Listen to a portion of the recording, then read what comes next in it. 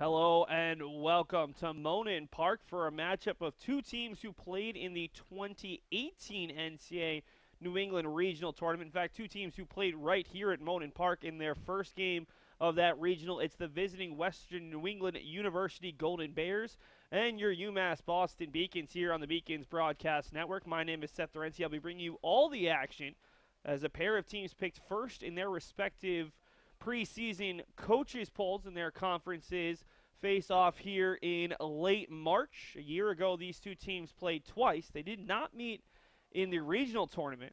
Were scheduled to meet, but Western New England was upset here at Monin Park in the first game of the 2018 NCAA New England Regional, as the Golden Bears were defeated by the Ramapo Roadrunners, the 5th seed, by a 19-15 score. They went on to earn a 4-1 win over A-seeded Penn State Berks, the team the Beacons took care of the previous day, before seeing their season come to an end against the 3rd-seeded Keystone College team from Pennsylvania. So the Golden Bears, looking for a little bit more success here in Boston, went 0-2 a season ago, including a loss to UMass Boston. In the game, they went up 7-1 in the first 3 innings against Beacons starter Tyler Arruda, but the Beacons came back, scored 5 runs in the 7th inning to take the lead, added another run in the 8th as UMass Boston won both games last year. In March, it was the Beacons winning 6-3 with a 3-run 9th at Trelease Park. And then in very early May, on what was an absolutely gorgeous night, the Beacons earned a 9-7 win here at Monin Park. So Western New England trying to get a little bit of revenge for those 2 losses. Both teams coming off of rare losses here in New England. UMass Boston 4-1.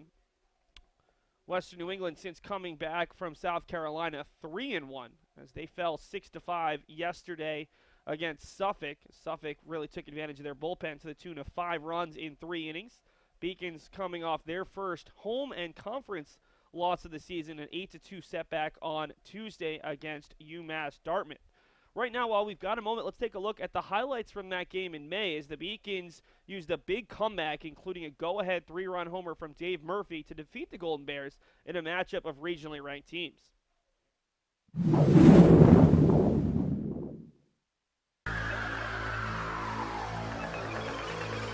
Bigliotti the pitch. Bounces away from the catcher on ball 4. Runner coming home. He's going to score standing, and we're tied. And expect the batter to maybe swing. Lined in between first and second. Windmill coming from the third base coach on his way home is Nussbaum. The throw gets away from the catcher Harrington, and the runner's going to score. Throw down to second. In time as Rios. See right over the plate. 2-2. Fought off the hands into center field. Coming in is Canales. It'll drop in front of him. Here's the throw. It's cut off at the mound. Another run's going to score. Make it 3-1 Golden Bears. Friday from one of those starters. Runner goes, hit into shallow right field. Coming in is Herzog. He lays out. He makes the catch. Here's the 3-1. That's hit hard into left field. That will get down. Runner coming to the plate is going to score standing. Second RBI of the game. Red Buchanan, it's 4-1. Hit in towards the right field line, as is Herzog. 0-1's hitting to right field. Going back is Herzog. Looking up. Turns. That ball is gone. 3-run home run for Zach Nussbaum. And the Golden Bears have blown this one open. It's going to be 7-1. If you're Daniel Gamble, the Beacons pitching coach, you go over with Arruda. The negative is he wasn't able to get that third out. Able to get the third out, though, is Monroe's 19 strikeouts and 130 at-bats for Fowler. This won't be 20. It's ball 4. And Chris Morris has walked in a run. Humstead delivers. He struck him out. Got him looking. Strike 3. Should get a run. That's looped over the head of the second baseman into right field. They're going to windmill at third. Coming around is Fershino. He will score. Up to third goes Harrington. The Beacons have cut it to a 3-run ball game. You in your conference, especially as the third of 6 regional teams. That one's hit into right field. Heading back, looking up at it is Schofield. Turns around, makes the catch at the wall. 1 run's going to go. It's high into left field, heading back towards the walls. LaCroix, can he see it? Yes, he's going to watch it over the wall. And the Beacons have taken the lead. Right on cue. The wind is blowing out. Murphy just hit it into the jet stream, and that was a towering fly ball. Would it be out on a day where the wind's not blowing out, it's not 85? I don't know, and it doesn't matter. UMass Boston has come back from what at one point was a 7-1 deficit. But this part of the lineup hasn't done much. This is hit right back to Carasoto to short for one. Yugi to first. Did he get the foot down? Yes! Double play! 1-6-3, exactly what the Beacons needed, and they hold on to the one-run lead for the Pond Street partition. Is hit by the diving first baseman Nussbaum into right field. It's going to score the run. Heading to second is McCormick. He's in standing. An RBI double, and the Beacons get some insurance. Big side comes to the plate. He struck him out, and the Beacons come back from down 7-1 to pick up the 9-7 win. An impressive effort from UMass Boston.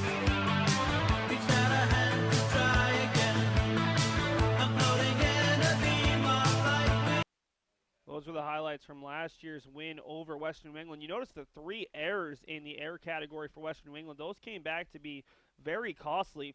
All 5 runs in the 6th inning and 7 of the 9 runs the Beacons scored were unearned in that 9-7 victory. Take a look right now at the all-time series.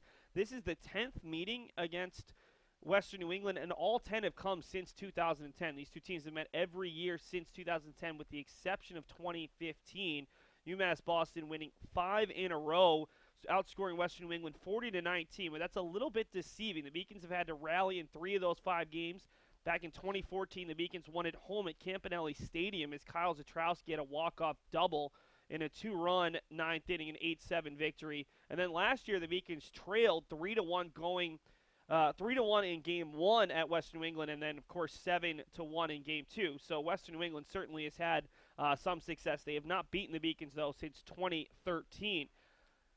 Let's look at our 4 things to know for these two teams, both of them coming off a very successful campaign.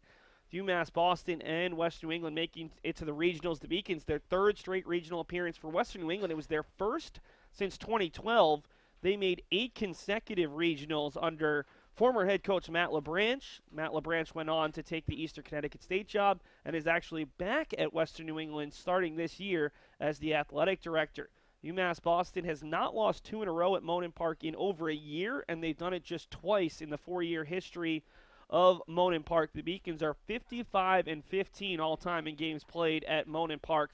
Western New England, they return a lot of players from last year's team, including their top 2 starting pitchers who will not play today. They do have a conference doubleheader this weekend, but also 6 of their 7 position players who earned all conference honors and 8 of the 10 overall. And the Beacons, their bullpen has been really good during the homestand. 4 earned runs over 16 2/3 innings. They have had some struggles with the starting pitching occasionally, including Joe McGuire's last start against St. Joseph's College of Maine, but the bullpen has been absolutely phenomenal. Our player to watch today, that's Ryan McCormick, the junior out of Cumberland, Rhode Island, will be behind the plate today as he will give Nico Kides a day off. Second-team All-Region player as a sophomore. Really struggled in Florida, just 1 of 30, but he has picked it up as of late. 8 of his last 17 over a 4-game hitting streak with 4 RBI. Making his 91st career appearance. See that .328 batting average, 21 extra base hits. Not really a home run guy, more of a doubles guy, but he had a big double last year. Key insurance run in that 9-7 victory over Western New England. Let's take a look at the Western New England Golden Bears starting lineup. A couple changes from yesterday against Suffolk University, a 6-5 loss. They'll go with Brian Valeriano, who's statistically their #1 hitter in terms of batting average at .339. He's followed by Alex Loparco, the reigning CCC Player of the Year and shortstop. Eric LeCaire is another one of those all-conference returners. He was an all-CCC first-team member as a junior. Joe Casella is the DH today, also plays outfield and first base, a second-team all-region honoree as a junior. Ben LaCroix is in left field. Aaron Rios, who had 2 RBI yesterday, is at the third baseman. Zach Nussbaum, the junior first baseman out of Bridgewater, Mass, will get the start hitting 7th. Joe Weber, St. Michael's College transfer, hits 8th, and Sebi Gregano will hit 9th and play second base. Take a look at UMass Boston's defensive lineup. Couple changes, 2 players making their first collegiate start. Kyle Przinski is the third player to get a start this season at second base, and Nick Catraro will be the DH, making his first collegiate start. Everybody else, the typical guys. We've hit the national anthem, and right now we'll play you a Beacon Spotlight video. Kyle Boudrias, who became the fourth player in program history to reach 200 hits this past Sunday, talks about his very basic approach, see ball, hit ball. It's worked very well for him throughout his career. Well, from the start, it's always been simple. Just keep my approach the same every time. See ball, hit ball. I've said it a lot, and it's never changed. Yeah, it was guiding me a lot. I never lost the approach. Just stayed with it. Knew that I could do it. Stayed confident, and didn't matter how fast pitchers threw. It never affected me at all. Just threw the hands, got the barrel to the ball, and just got my hits. Yeah, I think it's more towards me and my personality. Because see ball, hit ball might not work for the next person, but me, it's just the same throughout. I've had many lessons from a bunch of different coaches, helped me out, and I just progressed throughout my years, and I just noticed that my hands were very good, and I could get to any pitch at any time, so it didn't really change. Just different drills I like doing. Mookie Betts drill, a lot of tee work, just working on the hands, a lot of opposite field stuff, stay in the middle of the field all the time. Yeah, it means a lot to me. It means a lot to my parents too. Just all that hard work, all the money spent on coaching and lessons and stuff, it worked out in the end, and it just means a whole lot to me. Well, getting used to the first base spot, I gotta make a little adjustments here and there, but I know in the end I'll be all right. And defense would be my second part of my game. It's a little all right. Could be better. Just a different side of the field. Just gotta get used to like my feet and like getting back to the base all the time, stuff like that. Pop ups, yeah, all the usual infield stuff.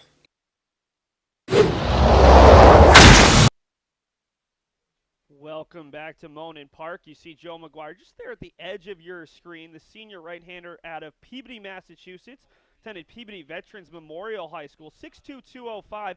He's making his third collegiate start and 51st career appearance, making his third start of the season and fourth total appearance on the year. 0-0 with a 3.75 ERA, 9 strikeouts versus 3 walks, 15 hits, 11 runs, 5 earned, a career best 6.75 strikeouts per 9.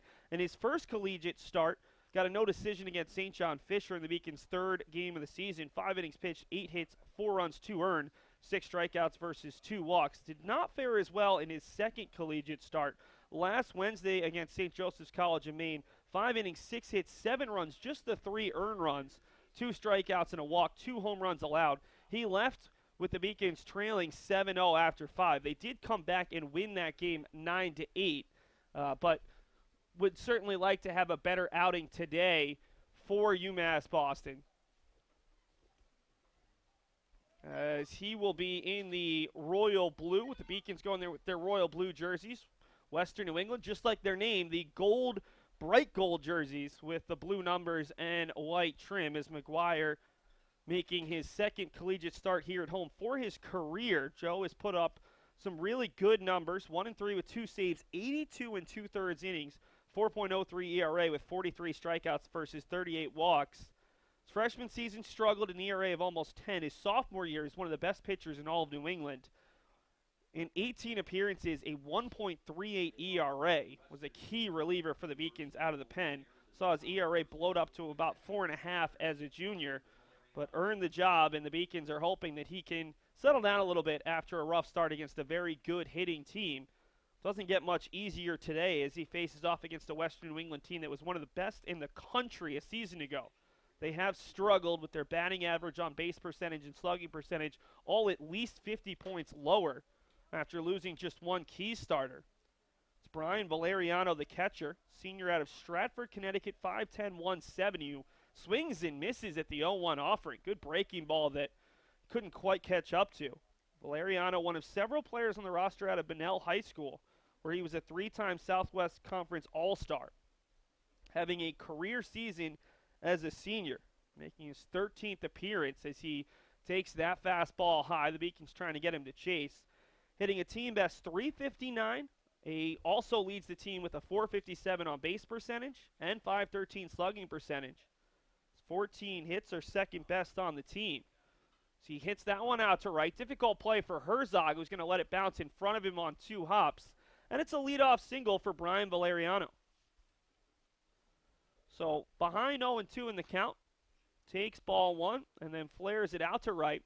And he is aboard for Alex Loparco, the reigning CCC Player of the Year. Second team All-Region player out of Riverside, Connecticut. 5'9", 165, a guy who has been so consistent in his career, playing in 40 or more games in each of his previous 3 seasons. First pitch to Loparco, in there on the outside corner for strike 1. Loparco, for his career, making his 141st career appearance, a .328 career average, .426 on base percentage, 170 hits in 519 at-bats as he hits that one over to the third baseman. Riley can't make the play on the high hop, and now here comes Valeriano heading to third, and he's going to be in there on what should be an error. High hop, but unable to keep the ball in front of him. I think that Riley was looking for a potential double play, and it cost the Beacons. So McGuire now has to deal with runners at the corners and no outs. He's gotten ahead of both batters, but unable to do much. Ryan McCormick, who's been splitting his time behind the plate and out in left field this season, will call out the signs. Could be a high-scoring game. The wind has been blowing out. Both teams have some pop, but thus far it's been more the Beacons' defense and being able to get that third strike for McGuire as it's Eric LeCaire, the center fielder out of Worcester, Mass. Another one of those seniors as the Beacons check on Loparco. Parco is a threat to steal. For his career, 42 of 49. Had a stolen base yesterday. On the season, tied for first on the team with 6 steals, and he takes off on the first pitch, and McCormick's not even going to throw down. So second and third now after the stolen base, still no outs, and this is the last thing McGuire wants to see after falling behind 2-0 first inning last time and 7-0 after 3. And it hasn't been McGuire's fault. If Riley's able to make that play, at most you're looking at a runner on base with 1 down, and probably at second as McCormick dives out of the crouch to make sure that ball stays in front. 2-0 to Eric LeCaire. Attended St. Peter Marian Central Catholic High School. Just seems like a real mouthful to say. All CC's first team member as a junior. He's also playing in his 141st career game. This team has so much experience in the lineup. 2-0 offering fastball on the outside half, 2-1. Right now, if you're McGuire, you're just trying to get that first out. You can give up a run, maybe even 2 here in the first. Your offense, despite scuffling against UMass Dartmouth the other day, should be capable of getting some runs today, especially against a guy in Kevin Besko who hasn't pitched that many innings this season. None of the Western New England starters 3 through 6 have been that effective. It's really just their 2 aces, Bob Hamill and Paul Wetmore, who have been phenomenal. 2-2 here to Eric LeCaire, who did strike out a team-high 41 times last season. Does a nice job of taking that breaking ball just off the corner, 3-2. On the year, LeCaire making his 14th appearance, hitting just .233, nearly 60 points below his junior season average. An on-base percentage, though, of .400. He's also got great speed. He's 6 of 6 on the base pass. See, 3-2, hit right back up the middle. This could be a difficult play for Hughie. Charges, throws, and it's in time. An RBI ground out to get LeCaire for the first out of the game, but that was not an easy play as Hughie had to rush to make sure he got the speedy LeCaire at first. So 1 run in. Loparco moves over to third with 1 down. And it'll bring up Joe Casella, senior DH out of Wallingford, Connecticut. Second team All-Region player last year, first team All-Conference. Hits that ball over the second baseman. This should be a second consecutive RBI ground out as Brzezinski fields and throws, and there's 2 outs now. So Western New England able to take advantage of that error on Eddie Riley to score a second run. But McGuire has been able to settle down after the single and then the error to retire back-to-back batters. And again, I don't think he needs to worry too much today about giving up some early runs. His offense should be capable. Brings up Ben LaCroix, the senior outfielder out of Branford, Connecticut, 6'2", 210. Takes the first pitch out and away for ball one. He was also an all-conference honoree. I think you can sense there's a little trend here in this Western New England offense. Second team all-conference player last year. Sees another pitch miss, although McCormick held on to it for a while, hoping he might be able to get the call. Hit 300 with a 406 on base percentage and 460 slugging percentage as a junior. And tied for the team high with 49 RBI. Takes that one inside, and McGuire now behind 3-0. During his senior season, sitting just 233, the on-base percentage is there at 346, and he's second on the team in slugging at 512, thanks to his 3 doubles and team-high 3 home runs as he takes the 3-0 pitch on the outside corner. LaCroix, 10 of 43 with 10 runs, team-high 14 RBI. Has struck out a team-high 13 times, though. 3-1 with 2 down, and it's hit over to Brzezinski, making his first collegiate start. He makes 2 of the outs in the top of the first. So after giving up back-to-back base runners, including an error, McGuire settles down and gets 3 straight outs after Western New England scored the 2 runs. The 5-campus UMass system is the university that educates the workforce of Massachusetts. We recognize that we are truly here for a reason, and that recognition inspires us and drives us every single day. Paris changed my life, and I got there through UMass. Those very specific seminal moments in Paris, the subway. A man in a tuxedo walked in, and a woman in a long gown.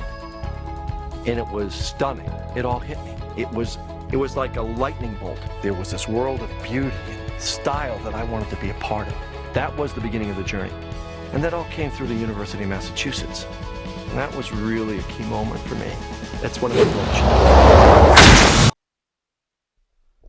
The pitcher today for Western New England, that's Kevin Besko, a sophomore righty out of Poughkeepsie, New York, 5'10", 185. Attended Arlington High School, where he was an all-state honoree as a senior. Very effective that year, 4-1 with a 1.60 ERA. As a freshman, he made 5 starts, good for 5th on the team, 0-1 with a 6.97 ERA, which was the second worst on the staff. They had a very good team ERA. Pitched 20 2/3 innings, 4 strikeouts versus 23 walks. Has done a much better job as a sophomore in terms of that strikeout to walk ratio, making his 3rd start, 3rd total appearance.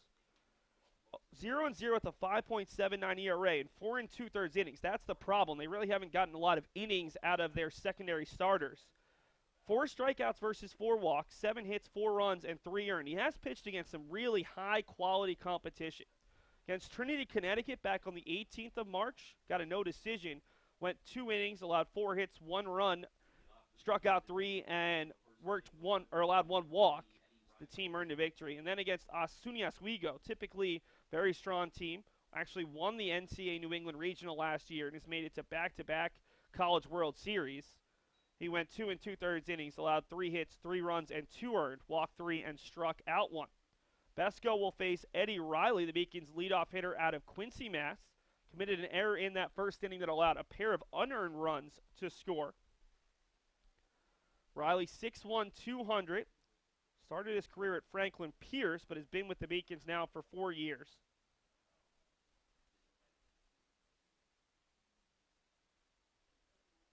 One and one. That one bounces out. Making his 14th appearance, hitting .302 this year, 413 OBP. Second best on the team with his .472 slugging percentage.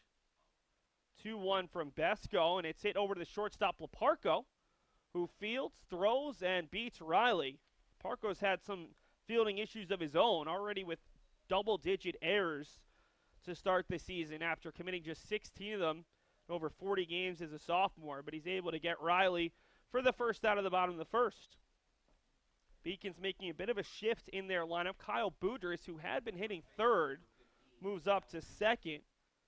You heard from Boudrias in the pregame as part of our Beacon Spotlight series. His Boudrias takes the breaking ball right down the middle, 0-1. Kyle, a senior first baseman out of Medford, Mass. 3-time all-conference player, and all-region player as a sophomore. 0-1 to Boudrias, hit softly off the end of the bat. Nussbaum fields, will underhand it over to Besko. And the Beacons have started this game a little softly with back-to-back groundouts on the right side. Brings up Nick Herzog, the hottest hitting Beacon this season. Herzog, senior right fielder out of Riverhead, New York, 6'1", 195, playing in his 152nd career game, already 8th all time. He has a chance to break his former teammate Sal Frascino's mark of 172, which was set last season. Had a chance to talk to Nick for our Beacon Spotlight series yesterday, and he's changed his approach a little bit. He's looking to be more aggressive as a senior after a junior season that saw him hit a career worst 272. Just wasn't able to reach the levels that he thought he could reach in his second year as a full-time starter. He's bounced back in a big way as a senior. So he watches that one outside, 3-0. Herzog's not a guy you want on the base pass. Already this season, Nick's an impressive 11 of 13. Leads the Beacons in stolen bases, third in the Little East Conference in total steals. 3-0, right down the middle at the fastball, 3-1. Herzog, for his career, 42 stolen bases, ninth in program history, and second on the Beacons active roster behind Charlie Hughey. He was hitting 6th today, up from his normal spot in the lineup. 3-2 now, as Herzog thought that one was in tight, but Tom Ryberg, our home plate umpire, disagreed. 3-2 offering. That one's hit out to right. Coming in on it is Joe Weber, and the St. Michael's College transfer makes the play in right center. So the Beacons go down 1-2-3 in the bottom of the first. It's 2-0 Western New England through an inning of play. The University of Massachusetts Boston. It's just minutes from downtown, and the Princeton Review calls it one of the best values in the country. A nationally recognized institution of academic excellence and research, UMass Boston offers more than 150 undergraduate and graduate programs, 16 Division III sports, and more than 100 student organizations. To learn more about the opportunities waiting for you at UMass Boston, visit in person or online. UMass Boston, a research university with a teaching soul.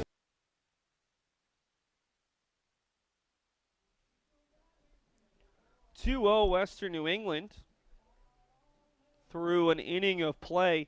Let's take a look ahead for UMass Boston. This is part of a 4-game stretch against CCC competition. The Beacons playing each of the top 3 teams in the preseason poll.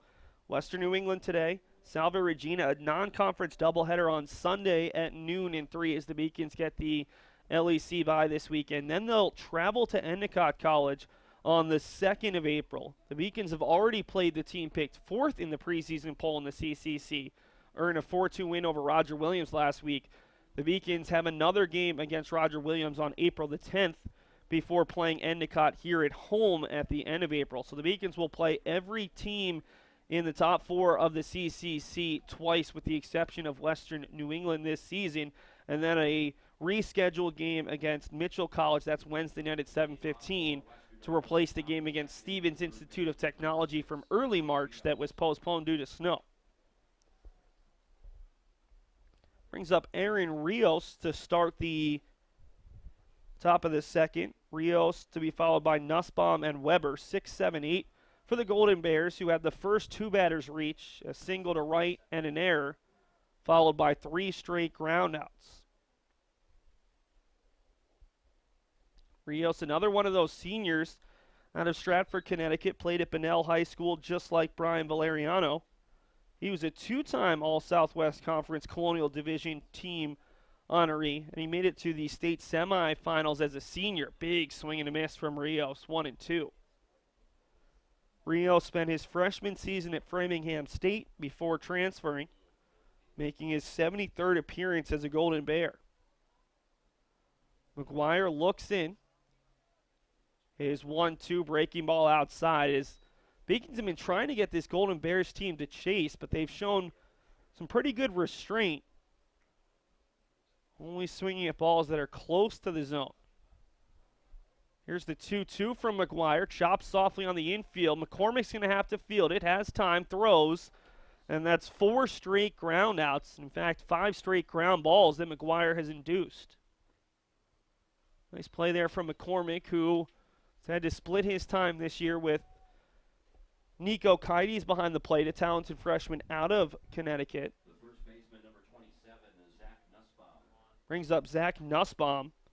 Nussbaum playing at first base today, the junior first baseman / DH out of Bridgewater, Mass. Gets it in the air. Foul territory on the third base side. Eddie Riley is trying to fight the wind and can't quite make the play. Wind is a real problem, typically for the visitors, but you saw Riley there fighting as hard as he could. Just couldn't quite make the play. So Nussbaum with new life. Nussbaum attended Bridgewater Raynham High School, where he was a baseball and golf player. And he wasn't part of their Hall of Fame, but he's part of their Wall of Fame. His dad is part of a Hall of Fame. He was a Hall of Famer at Lebanon Valley College, Division III school down in Pennsylvania. 0-1 coming to Nussbaum is swung on and missed. Got fooled on that pitch, and it's quickly 0-2. He was another one of those all-conference honorees last year. He was a third-team all-conference player as a sophomore. McGuire gets the sign. And the 0-2 swung on and missed. First strikeout of the day for McGuire, who has really settled in after that back-to-back base runners reaching in the first. Probably a little bit frustrated, especially with the sure-handed Riley not able to pick that ball heading towards second base.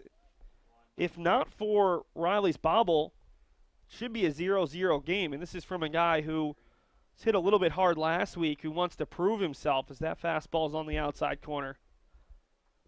Then you also think about how Dylan Fashionpour was hit a little bit hard the other day against UMass Dartmouth.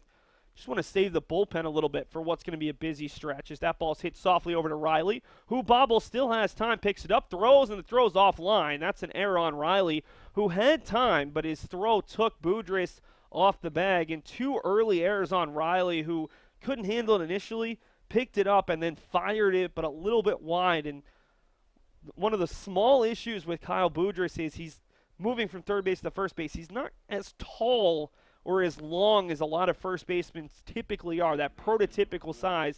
That one kind of cost Riley there as Boudrias couldn't quite bail out his good friend. So second error on the Beacons third baseman to just one error, or just one hit, a single to lead off the game from Brian Valeriano. And it'll bring up Sebi Grignano. Grignano, one of the few guys who was not a starter on last year's team, is the 0-1. Catches the corner. Rather, that was the first pitch of the at-bat.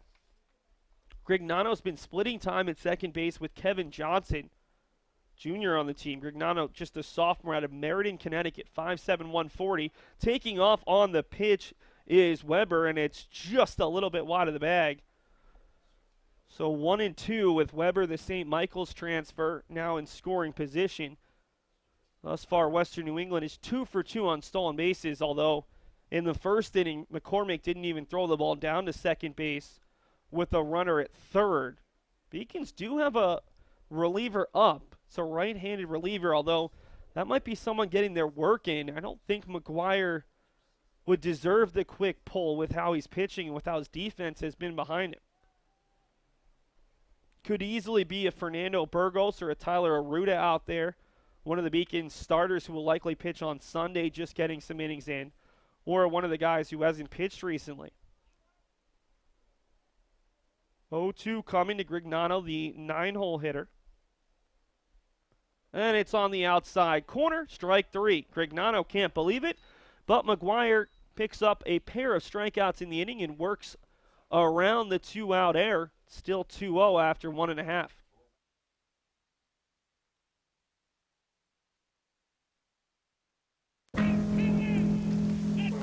Celebrate the soggy shoes and the slow starts. Celebrate the lessons learned along the way.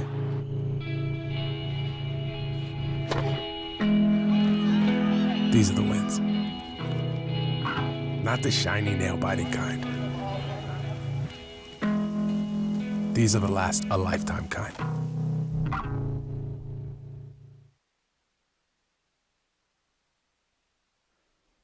Kevin Besko continuing his warm-ups. Let's show the UMass Boston hitting. That's the Beacons' defensive lineup. Let's show their offensive lineup. Saw the top three in the bottom of the first.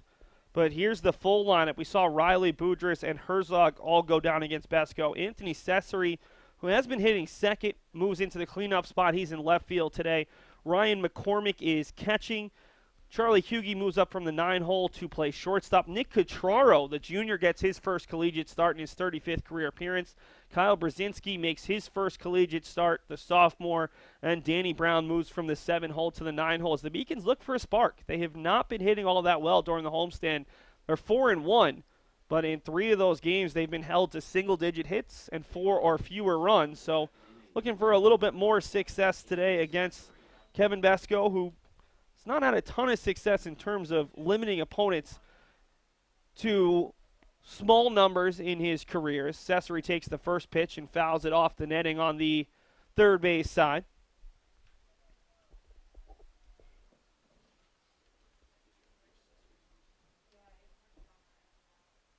Cesare, junior out of Wakefield, Massachusetts, 6'1", 200. Played in just 10 games as a freshman, did not play due to an injury as a sophomore, and earned his first starting job as a redshirt sophomore when he played in 41 games. He's behind 1-2 now. As a redshirt sophomore, hit .324, .393 on base percentage, .471 slugging percentage, 33 for 102 with 14 runs scored and 21 RBI. 1-2 offering is hit right back up the middle. Laparco ranges but can't quite get there. It was a difficult play. Even if he had made the full extension diving play, I don't think he would have had time to get Cesare. And the Beacons have their first base runner of the game on a leadoff single from Anthony Cesare. That'll bring up Ryan McCormick, who has seen his batting average rise by 126 points since the Beacons came back from Florida. First pitch is high. McCormick, a second-team All-Region and second-team All-Conference player as a sophomore when he took over the starting job after Anthony Searles graduated. As a freshman, mostly a pinch hitter or played a little bit of left as the Beacons' backup catching role didn't get a lot of action with Searles behind the plate. McCormick, as a sophomore, played in 46 games, was second on the team with a .354 average and third with a .455 slugging percentage. Swings and hits it to Laparco, should be 2. Laparco takes it himself, throws it across, and it's an easy 6-3 double play as Laparco has now made 2 plays look very easy and nearly made a third on that diving effort to try to get Cesare to lead off the inning. So McCormick hits it hard, but right at the shortstop. And the Beacons have no one with 2 outs for Charlie Hughey, senior shortstop out of Sandy Hook, Connecticut. Charlie earned his first all-conference honors as a junior. Was named a first-team all-conference player. Playing in his 145th game, 129 career hits, 102 runs, 80 RBI. Takes the 1-0 on the inside half, 1-1. 50 for 62 on the base pass. Just the 7th player in program history with 50 or more steals. 1-1 hit to Laparco, has a chance to get all 3 outs in the inning. He throws and gets his counterpart. And the Beacons go down 1-2-3, though not the traditional way here in the second. Besko has faced the minimum through 2. And to the top of the third, we'll see if McGuire can continue shutting down the Golden Bears as UMass Boston trails 2-0.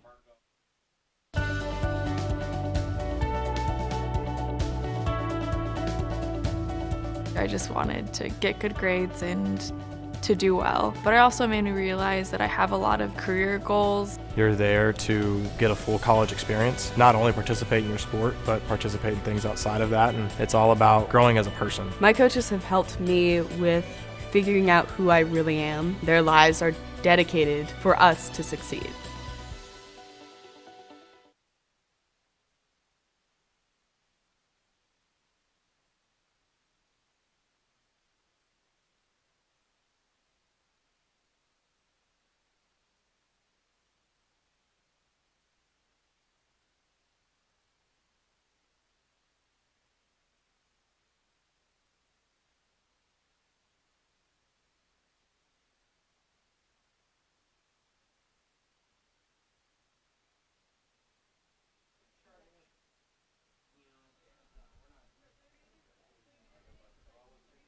Joe McGuire steps out for his third inning of work. McGuire's been a little bit unlucky. He's given up 2 unearned runs, both coming in the first inning. Western New England put the first 2 runners on, single to right, and then an error on a possible double play ball as Eddie Riley couldn't handle it. Got the next 3 batters, but on a pair of RBI groundouts. And then in the second, 2-out error again by Riley. Put a runner in scoring position, but was able to pick up a pair of strikeouts. Brings up the leadoff hitter, Brian Valeriano, who singled to right just in front of Nick Herzog and scored in the first inning. Valeriano fouls off the first pitch down the third base line.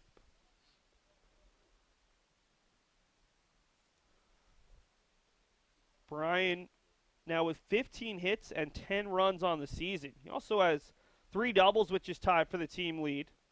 For a catcher, he runs extremely well. 5 of 7 on the base pass, 3rd on the team. He's also a very good defensive catcher in terms of limiting the running game. For his career, he's thrown out 25 of 76 would-be base runners, just under 25%. And nearly on the base pass again as McGuire misses behind Valeriano, 1-1. Valeriano, during his senior season, has already had 5 multi-hit games and had a 7-game hitting streak heading into Wednesday. Chance for more as he absolutely crushes that pitch. The only question is it fair or foul? And it's a fair ball as Valeriano hits his second home run on the season and gives Western New England a 3-0 lead on an absolute bomb to left. Wind's blowing out, but that ball might have had a chance to get out one way or another as McGuire continues to struggle with the home run balls. Gave up 2 last week against St. Joseph's College of Maine, and that one is absolutely crushed as you see his teammates coming out to congratulate him. Valeriano only had 2 home runs as a junior, already has 2 in about 30 last games, and now Alex Leparco follows it with a hard line drive up the middle. And now that reliever who was warming up in the second inning might be a little bit more necessary as all of a sudden Western New England is actually putting some good aluminum behind the ball on back-to-back hits to start the third. 3-0 Western New England, still with no outs in the third. It brings up Eric LeCaire, who grounded out to Hughie. Nice play by Hughie back in the first, but it drove in the first run of the game as Valeriano was standing at third base with no outs. LeCaire is from Massachusetts, but he lists Brian Dawkins, the former Philadelphia Eagles safety, as his favorite player, and the Philadelphia Eagles as his favorite team. Love to know more about that story. He had a streak of 6 consecutive games with a stolen base snapped yesterday, and he's now 7 for his last 8.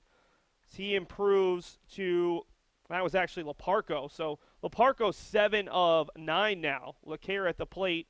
It's a perfect 6 of 6 on the season, and Western New England's 3 of 3 against the Beacons battery of McGuire and McCormick, and that's a little bit of a problem. So UMass Boston has been struggling to keep runners off the base pass. So runner in scoring position still with no outs for LeCaire. Ground out would move the runner over to third, but that is going to do a little bit more. Single out to left, and there's runners at the corners with no outs, and Joe McGuire just has to figure out winning solution right now. He was pitching very well after that slow start, but all of a sudden Western New England has been able to get to him here. 3 consecutive hits after just 1 through the first 2. And there's runners at the corners for the cleanup hitter, Joe Casella, who grounded out to second to drive in Leparco in the first inning.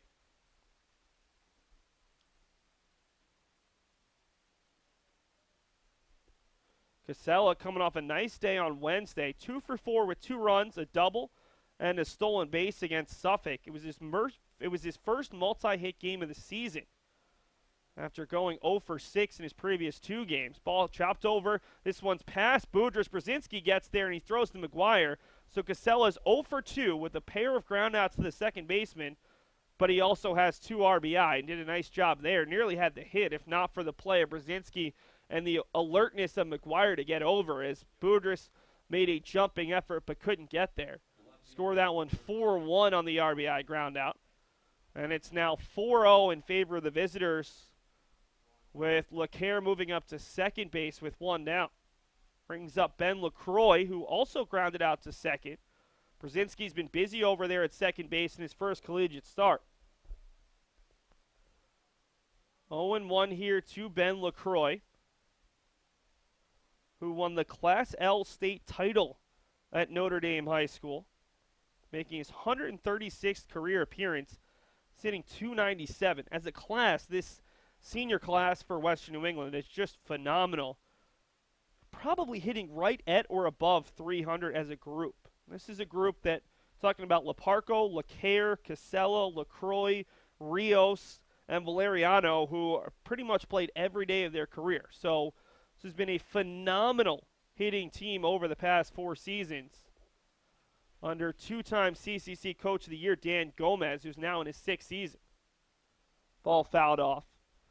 Not too shabby to find a guy like Dan Gomez to replace a coach of the caliber of Matt LeBranch, who was very successful at Western New England, led them to the 2011 College World Series before leaving for Eastern Connecticut State, where he led them to a couple of NCAA New England regionals, replacing a legend in his own right in Bill Holowati, one of the most famous coaches in Division III baseball, especially here in New England. Throw behind the runner, a little bit late there, trying to get LeClaire out there at second base, who has phenomenal speed. LeClaire, for his career, 104 runs scored in 140 games. Another one of those players who's played in 40 or more games in each of his first 3 seasons. 0-2, runner fakes taking off, stops, and the pitch just misses 1-2 to LaCroix.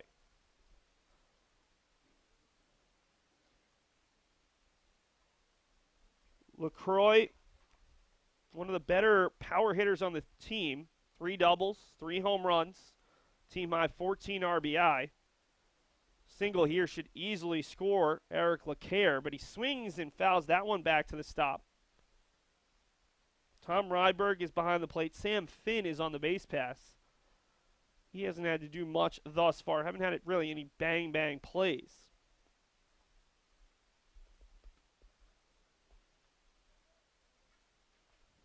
Beacons falling behind in a big way early for the 3rd time in 6 home games.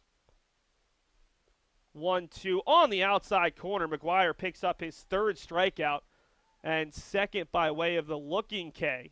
It's the breaking ball fools LaCroix, and it'll bring up Aaron Rios, who grounded out to the catcher to start the 2nd inning. Rios making just his 7th appearance of the season in 14 games. Pitch is a little bit inside. Rios and Joe Casella both have missed a lot of time. That might be part of the reason why this offense has scuffled a little bit to start the year. Batting average closer to 250 than 300 where they were a season ago. Rios has started each of the last 6 games. The throw down to third base is in time. McCormick able to get LeClaire for the first time this season, and the Beacons keep the Golden Bears to just 2 runs here in the 3rd. It's 4-0 through 2.5. The Beacons offense still hasn't gotten anything going against Kevin Besko.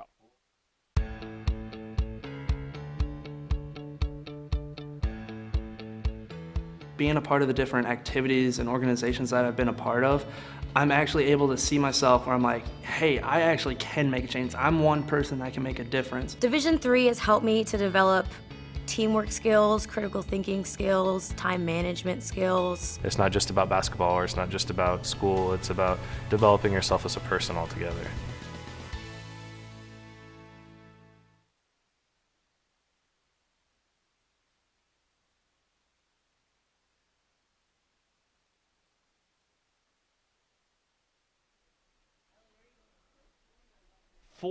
Western New England through 2.5. Only the 1 extra base hit of their 4. That was a leadoff shot in the 3rd from Brian Valeriano. Take a look around the rest of Beaconville. The softball team is at Bridgewater State. That's a high-scoring game. 3-3 through almost 2 full innings, as Bridgewater State has 2 runners on in the bottom of the second. The Beacons with RBI hits from Jayla Blackman, the freshman, making her first appearance in the field, and R.A. Ballada.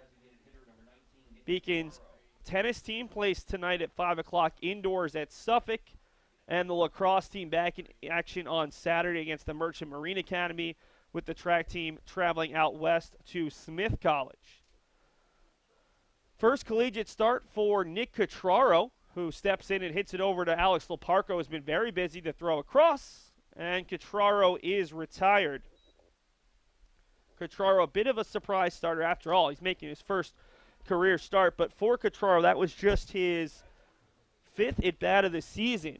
Not able to do much against Besco, but to be fair, no one's been able to do much against Besco, as he's induced 3 straight groundouts to Alex Leparco. And in fact, 5 of the Beacons' 7 hitters have hit it either right up the middle or right at the shortstop. So Besco's doing something well. Brings up Kyle Brzezinski, the other man making his first collegiate start. Just his sophomore, and he hits it over the left side. Rios makes a nice play on the high hop, throws across, and Brzezinski is retired 5-3. So the Beacons, we were talking about in the press box in between innings, continue to struggle to put the ball in the air. Today, you want to put it in the air with the wind blowing out, and thus far, UMass Boston has only done that once. It was a fly out from Herzog to right center. He didn't get much behind that swing, as it brings up Danny Brown, the junior out of Hudson, New Hampshire. And we're going to see a conversation between Brown and Brendan Eigerbrod, who just cannot be happy with the way his offense has been going. The Beacons scored just 4 runs the other day against Roger Williams in their home opener, followed by 9 runs in a comeback win over St. Joseph's College of Maine.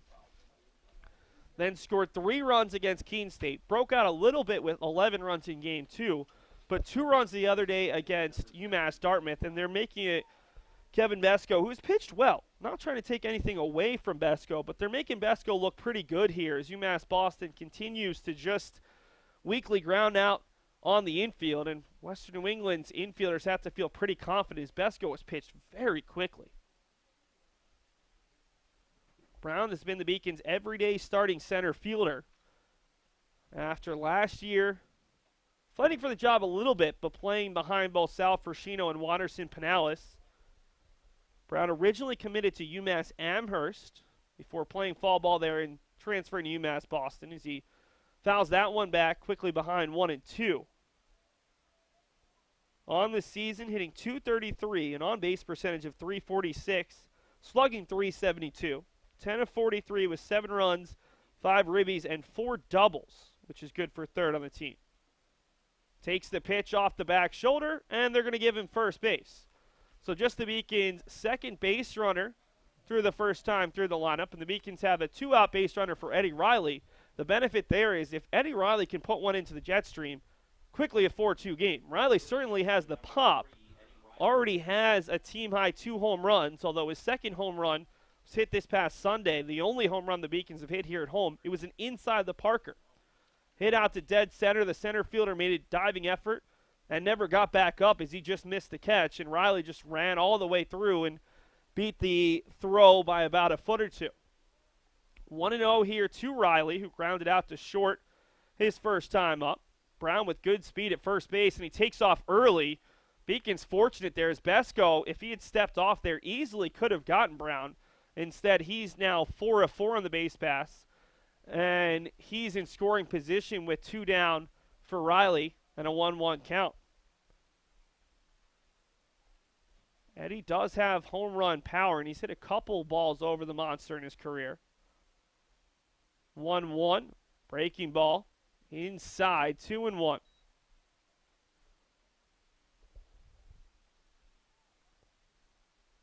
Beacon's fifth-year senior hit 5 home runs last season. Good for third on the team behind the big boppers of Dave Murphy and Chris Fowler, and he nearly gets hit there.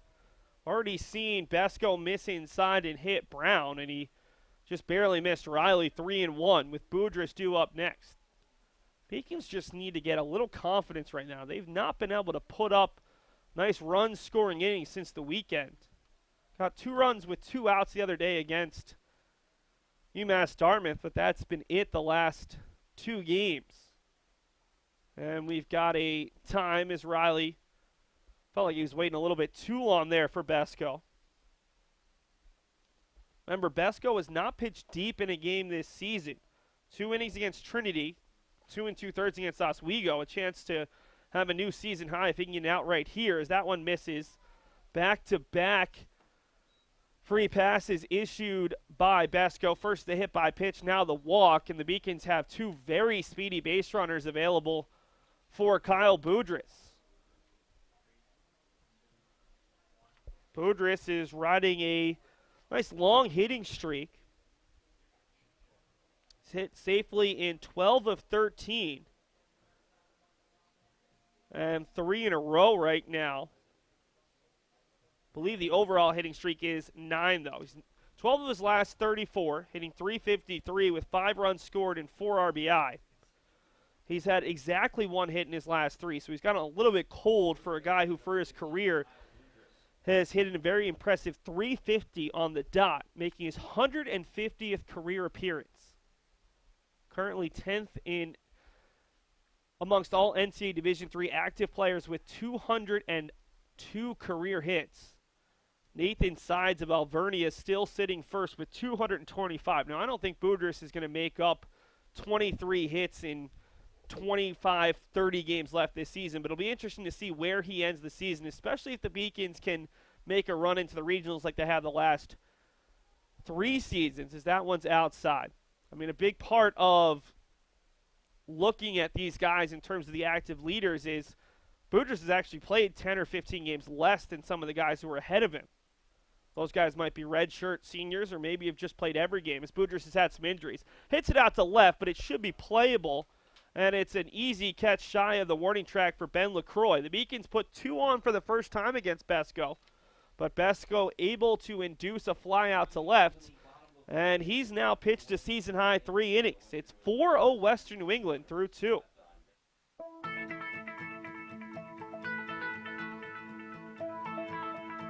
College has given me the flexibility to pursue my passions and my interests, and I've recreated my identity for myself aside from just being an athlete. My greatest personal discovery has been that I am capable of doing things that I didn't know I was capable of doing. To be able to study what I wanted to and continue to play the sport I love, all of those things came together very nicely in one package in Division III.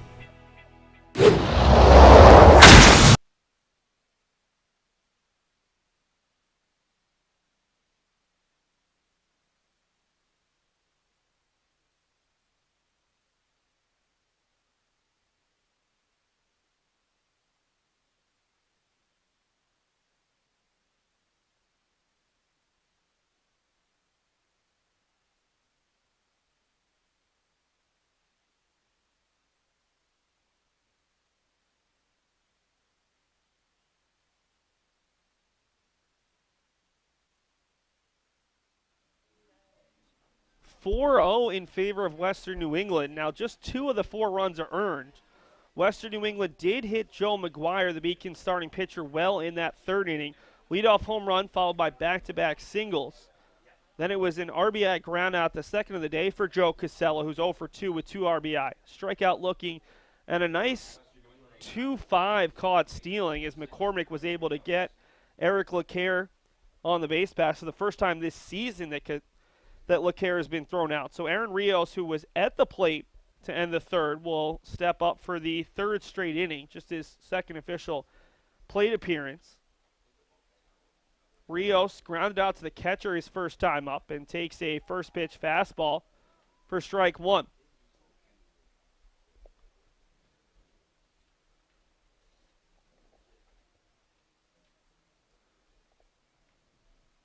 Rios did not play the first 6 games of the season in 7 of the team's first 8 games, but has now started 6 in a row. He had 2 RBI, including a double, finished 1 for 4 yesterday in the loss to Suffolk, in which Western New England scored 3 in the first, but ultimately lost 6-5 as the bullpen gave up 5 runs over 3 innings. That's what the Beacons are trying to do today. It's what they were trying to do against UMass Dartmouth. It just didn't work out. If you're not able to get some base runners, get some runs, push the pitch count high against the starter who struggled, then they're going to get more innings, and more innings they can excel, the more likely the opposition is to shorten the game and use their best relievers. And Western New England has a couple of really good relievers. They have 3 lefties who have been very strong, which could be a problem for a Beacons team that is loaded with left-handed hitters. Pitch is a bit inside, 2-2 now to Rios. Rios is one of a number of Golden Bears off to a slow start to the season, hitting just .267 after hitting .310 as a junior. Hits it out to right center. Herzog going back, not going to make the play. Looks like the wind blew that one a little bit further as Herzog had to adjust his course on the way. And that's a leadoff single as Western New England has put the leadoff base runner on in 3 of the 4 innings thus far against Joe McGuire. And the first 2 times they had the leadoff runner reach, he also scored. Already the 5th hit that McGuire has allowed. Also taking advantage of a pair of Beacons errors. Brings up Zach Nussbaum, who was the first strikeout victim for McGuire. Hits that ball a mile high. Riley's calling for it in foul territory. McCormick coming over, gives way, and Riley makes the play on the first pitch fastball that was fouled off into foul territory. That's a big first out for McGuire, who just trying to gain a little bit of confidence.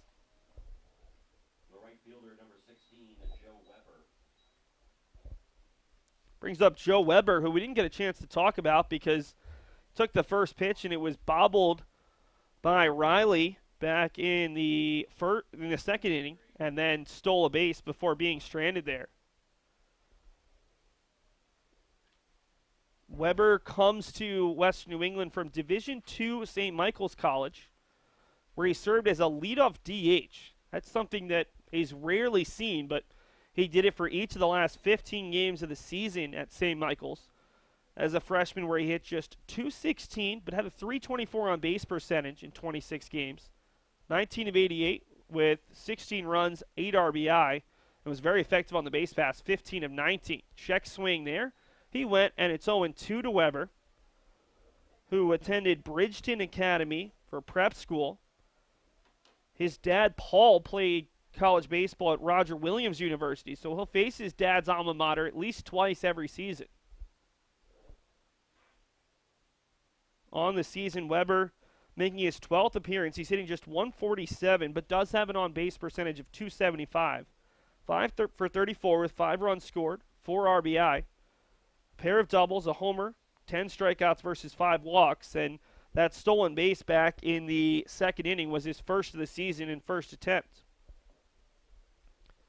Is a little bit cold right now, though. 1 for his last 18 over his last 6 games with a run, an RBI, and 6 strikeouts versus 3 walks.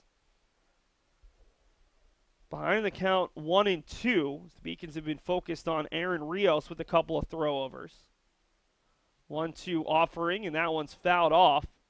Caught the foot of Weber in the batter's box. Looking at Rios, he went 7 for 11 as a junior on the base pass. This season he's just 1 for 2. So I guess he's a little bit of a threat to steal, but I don't think you should be all too worried about him. Western New England, though, has proven they're trying to run in this game. They're 3 for 4, and here goes Rios. Breaking ball, and Boudrias makes a nice backhand play. He'll take it himself, and that advances the runner to second with 2 outs. And they'll bring up the 9-hole hitter, Sebi Grignano.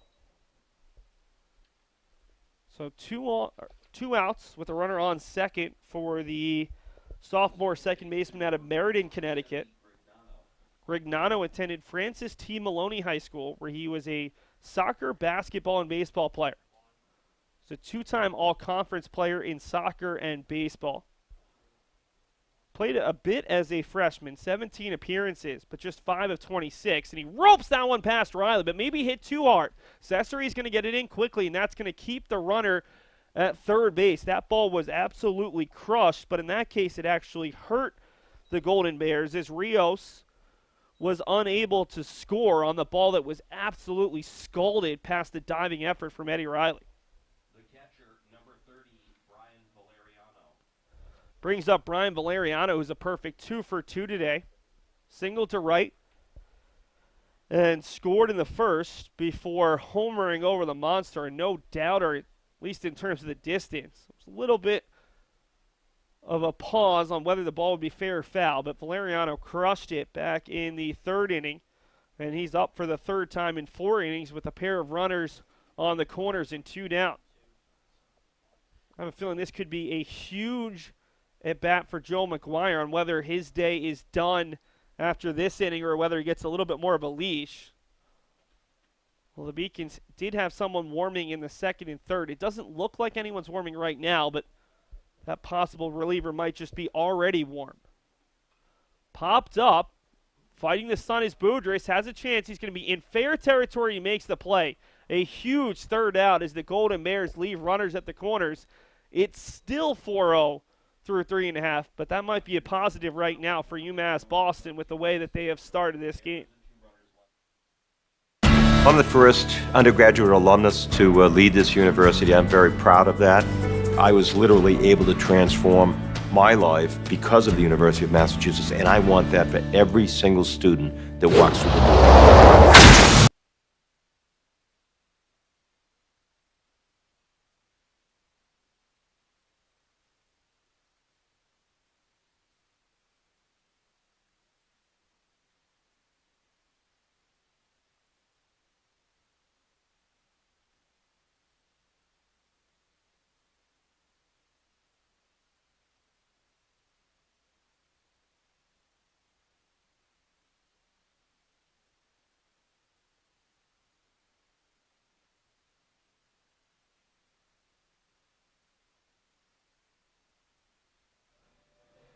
Opening day in the major leagues for these two teams. They've already been playing for a dozen times this year. UMass Boston, this is their 14th game on the other side for Western New England. This is number 14 as well. Both teams coming off really successful seasons, but haven't been as good as they would like. Well, they both have played really hard strength of schedules.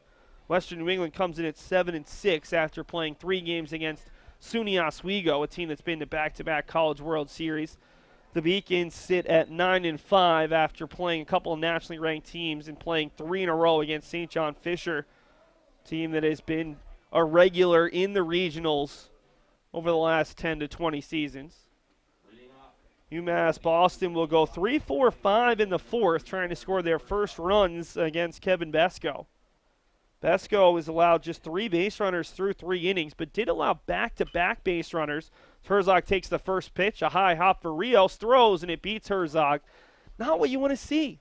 I mean, yes, Herzog takes the first pitch fastball and attacks it, but not able to do much with it. And when you're facing a pitcher who, again, has not gone that deep into games, has not been all that successful, you want to see a little bit more, especially out of a guy who's been your top hitter. Brings up Anthony Cesare, who takes the first pitch just off the corner with the fastball, 1-0. And UMass Boston knew they were going to have some offensive question marks as the 1-0 is hit out to left. Cesare gets a lot behind it, and that's going to be a wall ball. That's what you want to see, is Cesare will turn. The throw is a good one, but it's a little bit late. And Anthony Cesare has the Beacons' first extra base hit, really the first time the Beacons have been able to put a ball into the jet stream, because you should be able to do it today with the way the wind is blowing out. It's a little bit warmer than it's been, but also the wind is decidedly blowing out versus a day like Tuesday where it was blowing in, then it was blowing out, then it was blowing from left to right. Today, you should be able to put some balls over the wall if you can get enough behind it. So Cesare's out there at second base with 1 down for Ryan McCormick. Pitch goes over the head and off the glove of the catcher Valeriano, and that's going to be a wild pitch and move Cesare up to third base. So if nothing else, the Beacons should be able to get at least 1 run out of this with a runner on third and 1 down. And Ryan McCormick, who was one of the Beacons' best contributors this season to go in terms of RBI at the plate. Ground ball to anyone but the third baseman should be an easy run, and even Rios, unless it's Scalded will probably go to first as McCormick takes a breaking ball on the outside half, 1-1. McCormick hit into a 6-3 double play his first at bat. Hit it hard up the middle, but Leparco was already shaded towards second base and was able to take it himself. 1-2 now after McCormick fouls one off onto the track on the football field to our left.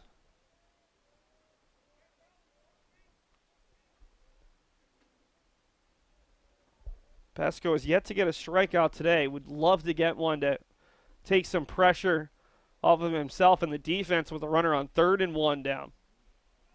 Has just 4 strikeouts coming into the day and 4 walks, but he's done a nice job. Didn't issue a free pass until the 3rd when he issued a hit by pitch and a walk. That one misses low and inside, 2-2.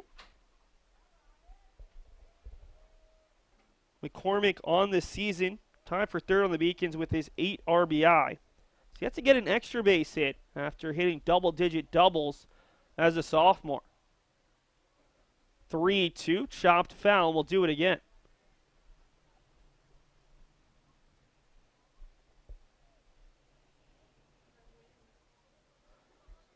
Wind is blowing extremely hard right now. Winds out and right are blustering, and it's blowing straight out. 3-2, McCormick hits it over the head of Leparco, and the Beacons have their first run as Ryan McCormick comes through with the Beacons' 3rd hit of the day. So that's a positive sign if you're a UMass Boston fan. So UMass Boston has now had 4 of the last 6 batters reach against Pesco. And not surprisingly, there's a little bit of action now in the Western New England bullpen. Some guys at least moving around. No one's quite started warming up, but Pesco, again, is yet to pitch more than 2 2/3 innings coming into this one as McCormick takes off, but it's going to be a double play ball. Ripped right at Rios, has all the time in the world, and Western New England has turned 2 double plays in 4 innings as Hughie rips it, but right at the third baseman for a 5-3 inning-ending double play. UMass Boston puts a run across, but that's all they get. It's 4-1 in favor of the visitors after 4.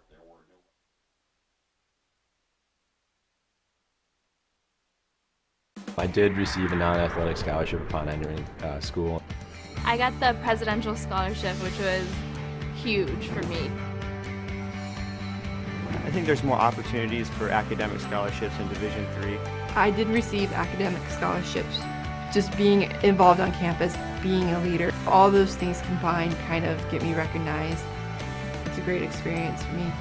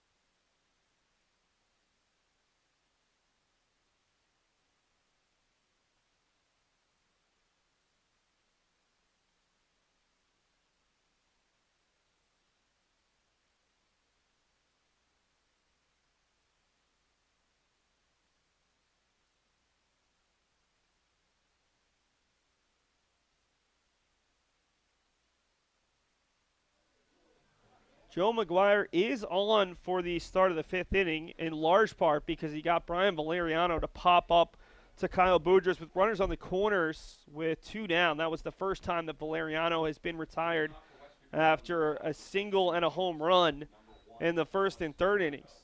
He'll face 2, 3, 4 here in the 5th. His pitch count really isn't that high. It's just been a lot of hard-hit balls against him in the 2 errors, just 56 pitches, so he's got a lot left in the tank. It's just a question of can he fool these Western New England hitters who apparently love hitting at this park. Remember, they lost 9-7 to UMass Boston on May the 2nd. Then they came back about 10 days later and played Ramapo here in the first game of the NCAA New England Regional and lost 19-14. So The offense has not been the issue at Monon. It's been a little bit more of the pitching staff. 2-0 here to Alex Leparco, who's reached twice, and he's ahead 3-0 on the count. Leparco reached on an error by the Beacons' third baseman in the first inning, stole second and came around to score. In the third inning, he ripped a single to center, stole second, and came around to score. So not a guy you want to see on the base pass. And he's on the base pass with a 4-pitch walk. McGuire has really struggled getting the leadoff hitter. The only time he retired a leadoff batter thus far was when he got Aaron Rios to ground out to the catcher in the second. 4 of 5 leadoff hitters have reached, and thus far, 2 of 3 of the leadoff batters to reach in the previous innings have scored. Brings up Eric LeCaire, grounded out to shortstop to drive in a run. Singled, and he's got another single, 2 on with no outs. And I think you're going to see some action in the Beacons bullpen. Nice piece of hitting there by LeCaire, who was hit back-to-back singles out to left. Both of these guys are legitimate base stealers, and I wouldn't be surprised if Western New England, if they think they have an advantage count where they're going to see a breaking ball, maybe Western New England tries a double steal. These are their 2 best base runners. Both came in with 6 steals. Parco's now 8 for 10. LeCaire is 6 of 7. We're going to see Ryan McCormick and the Beacons infield come out to have a conversation with pitching coach Daniel Gamble and senior starter Joe McGuire as the Beacons have a reliever warming. It looks like it's the big junior transfer Matt Dema out there in the right center field bullpen. Dema is one of the biggest players the Beacons have. Stands well over 6 foot.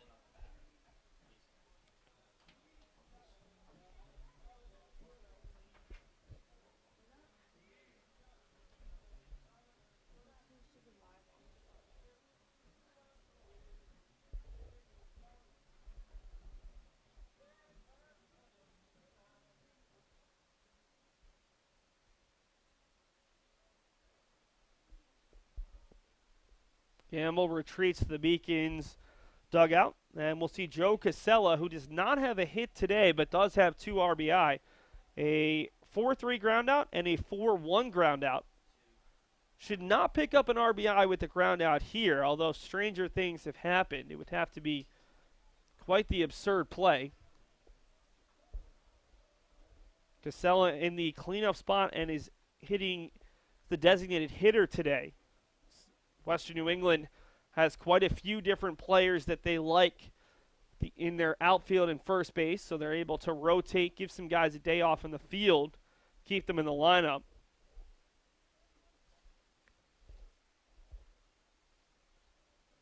Joe stands at just 5'8", 160. Not your prototypical designated hitter. Playing in his 100th career game today. Shows bunt, but misses 0-1. It's an interesting call, but I like the idea, especially with no outs, because what did Western New England do in the first inning? Had runners at second and third with no outs. A pair of groundouts scored 2 runs. If you can move the runners over here, even giving up the out, you're likely to get at least 1 run, even if you don't get another hit in the inning. Casella attended Lyman Hall High School in Connecticut. He wants to be the GM of a professional team when he graduates. A lot of Division III baseball players have gone on to successful careers in Major League Baseball, so why not?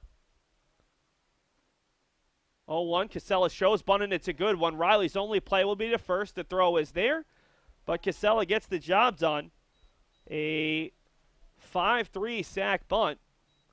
And there are 2 runners in scoring position with just the 1 out. And Western New England, if nothing else, is trying to get that run back that the Beacons scored in the bottom of the 4th. The left fielder, number 13, Ben LaCroix. Plus, if you get a single here, and unless it's an absolute shot, you're likely to score 2 runs with the 2 base runners out there. Brings up Ben LaCroix, who's 0 for 2. Grounded out to second to end the first, and then struck out looking in the third. Beacons infield is in, down by 3 with just 1 out. First pitch is on the outside corner, 0-1. LaCroix already this season has 4 multiple RBI games, but 0 multiple hit games. A little bit of an oddity. 0-1 pitch is rifled out to center. Danny Brown going back on this one. Even if he makes a catch, it'll score the run, and it's going to score both. It's off the top of the lower wall. That's going to be a 2-run double, and LaCroix has his 5th multi-RBI game of the season. 2-run double makes it 6-1 Golden Bears in the top of the 5th.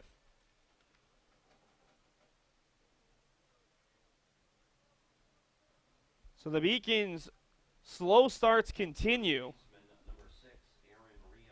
Trailed 7-0 against St. Joseph's Maine in the 5th last week. Trailed 8-0 in the 5th on Tuesday, and that's going to do it for McGuire here in the 5th with a runner on second and 1 out, as he has faltered a little bit in his last 2 starts after throwing extremely well in Florida. We're going to take a commercial break and bring in the numbers on the new Beacons reliever. It's Matt Dema coming out of the pen for UMass Boston.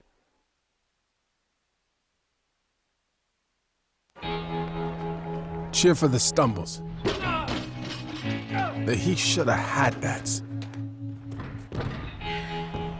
And the tears that linger. For in those moments, greatness lies. There, you will find the provoked, the determined, the unified. It's in those moments that champions are born.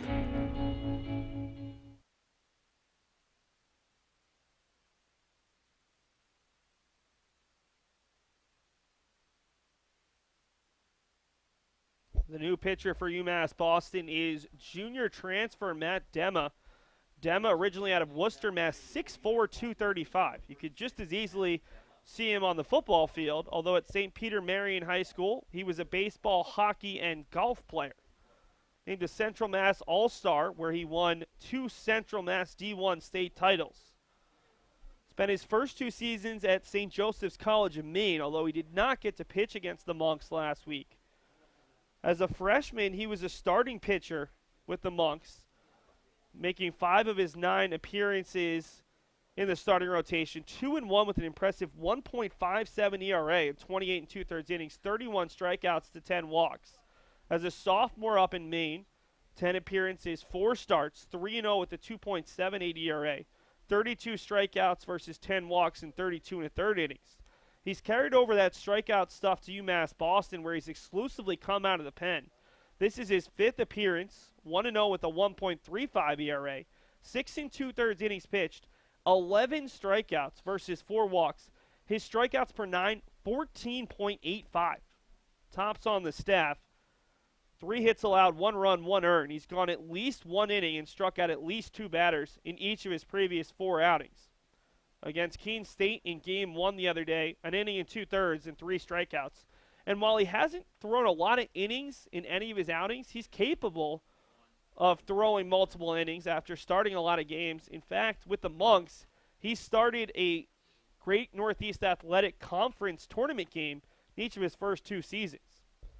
Monks losing the championship in each of the past 2 years to the Suffolk University Rams. So Dema takes over with a runner on second and 1 out, and he'll face Aaron Rios, who's 1 for 2 with a ground out to the catcher and a single to right. Quickly 2-0 to Rios with Ben LaCroix out there at second base. He ended Joe McGuire's day with a 2-run double off the lower wall in center. That lower wall is probably about 7-8 feet. The upper wall probably closer to 15. 2-0 is just a bit off the corner, 3-0.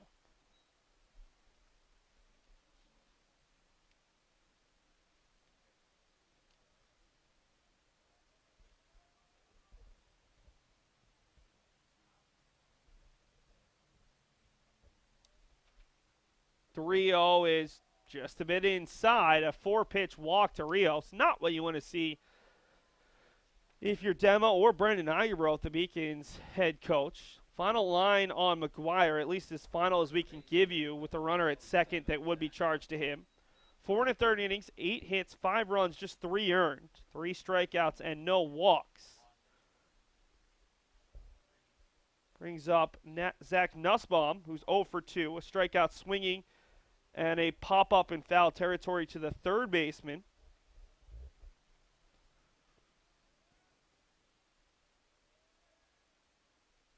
Nussbaum does have some pop. 6 home runs a season ago, which was first on the team. Slugging percentage of .504, also topped the team. It's 1-1. Dema misses hard inside.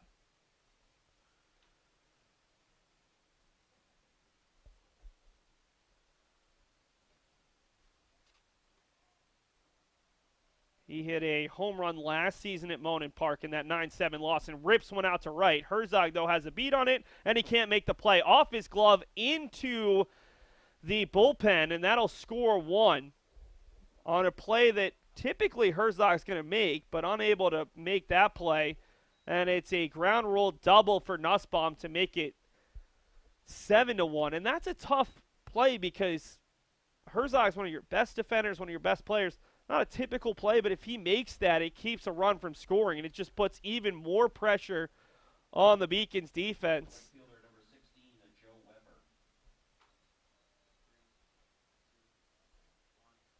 So LaCroix, who had the first double of the inning, comes in to score. Rios moves to third, Nussbaum to second, and the Beacons infield is in for Weber as the breaking ball didn't quite break the way Dema wanted.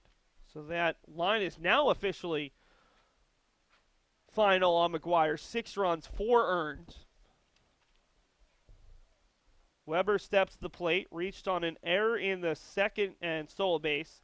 So the Beacons throw down to third, trying to get Rios, who's back in there safely. Weber grounded out to Boudrias, back in the fourth.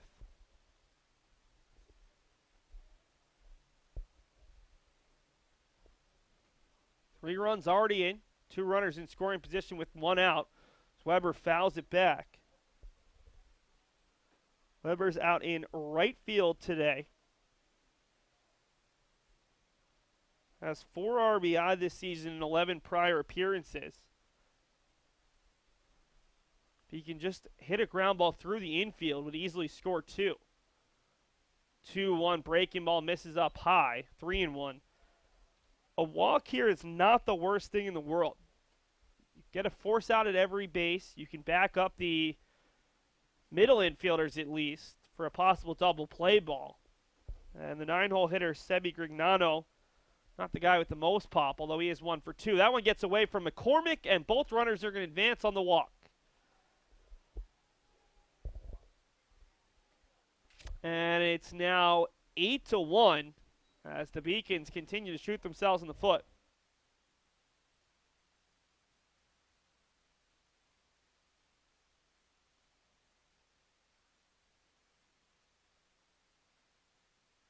It's officially going to be a pass ball there on McCormick, unable to keep the ball in front.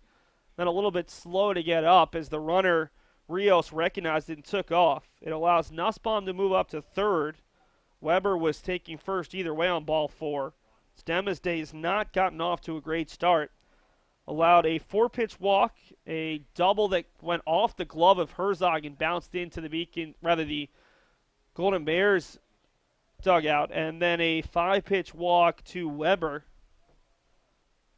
As Dema, who's faced just 3 batters, has already allowed a run to score. For the inning, 4 runs in to make it 8-1. That pitch just misses Grignano, 1-1. Grignano struck out looking to end the second before singling hard past the Beacons' third baseman Eddie Riley. Back in the third, he was stranded at first base. This has been a very difficult week for Beacons pitchers, especially starting pitchers.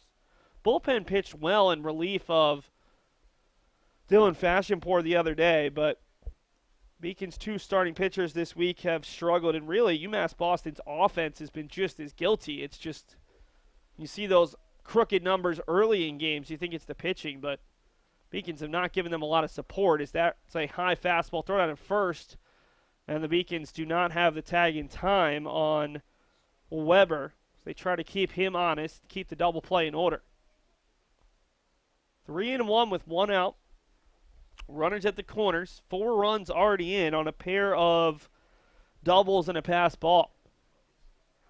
3-1 pitch. Fastball on the inside half as McCormick threatened to throw down again.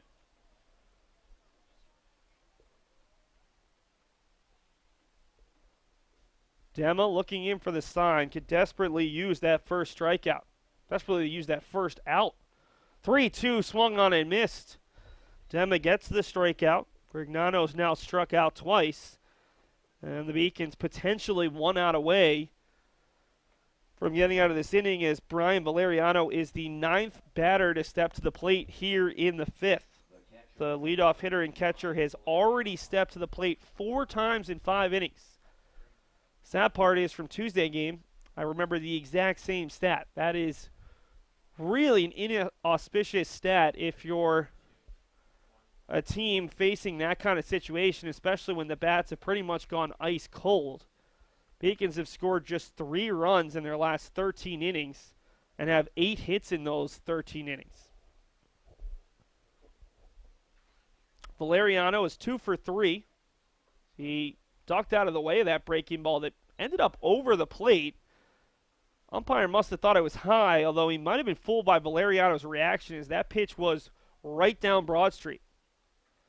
Valeriano singled to right and scored in the first, crushed a homer over the monster in the third, and then popped up in fair territory to the first baseman in the fourth as he pops that one foul.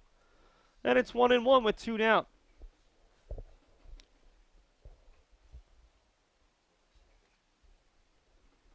Western New England in the inning. Walk, single, sack bunt, double, walk, and a strikeout. The Golden Bears have actually given the Beacons one of the 2 outs they've recorded in the inning, and yet UMass Boston has not been able to shut down Western New England. Now, this is a good offense, don't get me wrong, but they had been scuffling, and they don't look like it anymore. Breaking ball, a nice job by Valeriano to hold off 2-1. It's just been a difficult stretch for a Beacons team that talked about it a little bit in the bottom half of the 4th. They lost their 2 big boppers on the right side of the infield, Chris Fowler and Dave Murphy, as the ball's hit out to straightaway center. Brown's going back. He's not going to get this one, and it's off the wall. A 3rd double in the inning, and they're going to send the runner all the way from first base, and it might be a triple as the throw from Hughie is not in time, and Valeriano is a double shy of the cycle as it's a 2-run double, and it's now 10-1 in favor of the Golden Bears as Nussbaum scores from third and Weber on his horse comes all the way around. Beacons were shading Valeriano towards the left field side of second base, and he hits one off the wall on the right field side. No chance for Brown to get there. And it has just gone from bad to worse for UMass Boston as the Golden Bears now have 3 doubles in the inning, and Alex Leparco will hit for the 2nd time in the frame. That throws out the old conversation of, is it 9 guys stepping to the plate or 10 for a team batting around? Well, either way you side, Western New England's done it in this inning. 1-1 to Leparco, who is yet to be retired. Reached on an error, stole a base and scored. Singled, stole a base and scored. Walked and scored. 3 of the team's 10 runs for the reigning CCC Player of the Year. After this half inning, we'll take a look at some of the highlights with, I'm going to guess, most of those highlights coming for Western New England.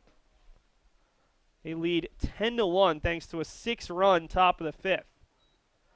2-2 here to Leparco as Dema looks to get out of the frame.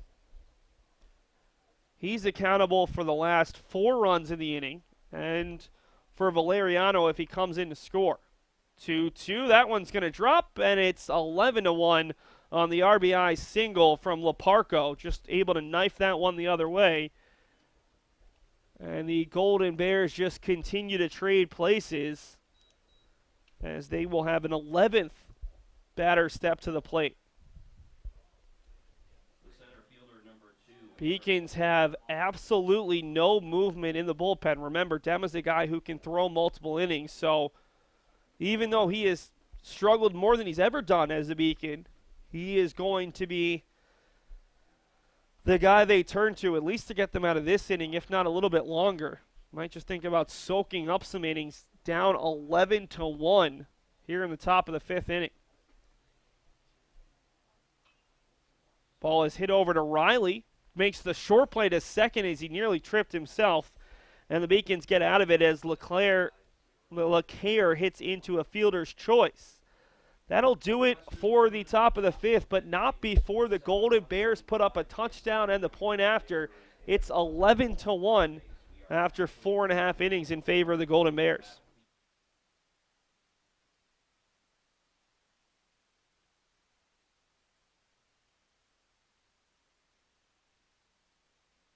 Division III allows you to give yourself to other things. Having that free time allows me to pursue the things that I want to pursue. Division III athletics affords students the opportunity to, engage in the other interests in their campus and in their lives outside of that sport. It allows you to just be able to do everything you want to do. I wouldn't change it for the world.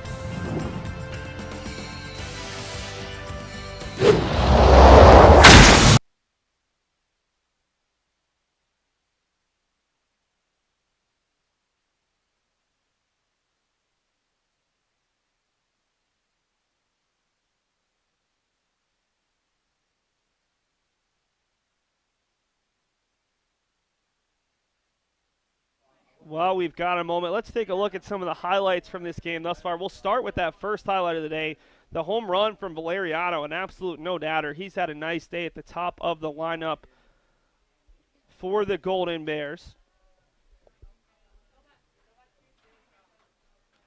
You see Valeriano just absolutely crushing one.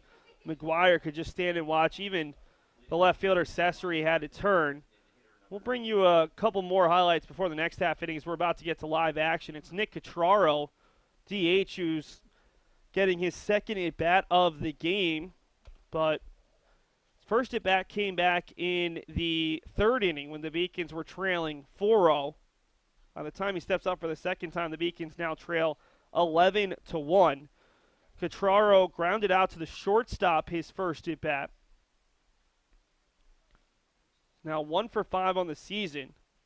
So he fouls that one off. Catraro out of Beverly, Mass, 5'11", 180, making his 35th career appearance in first start.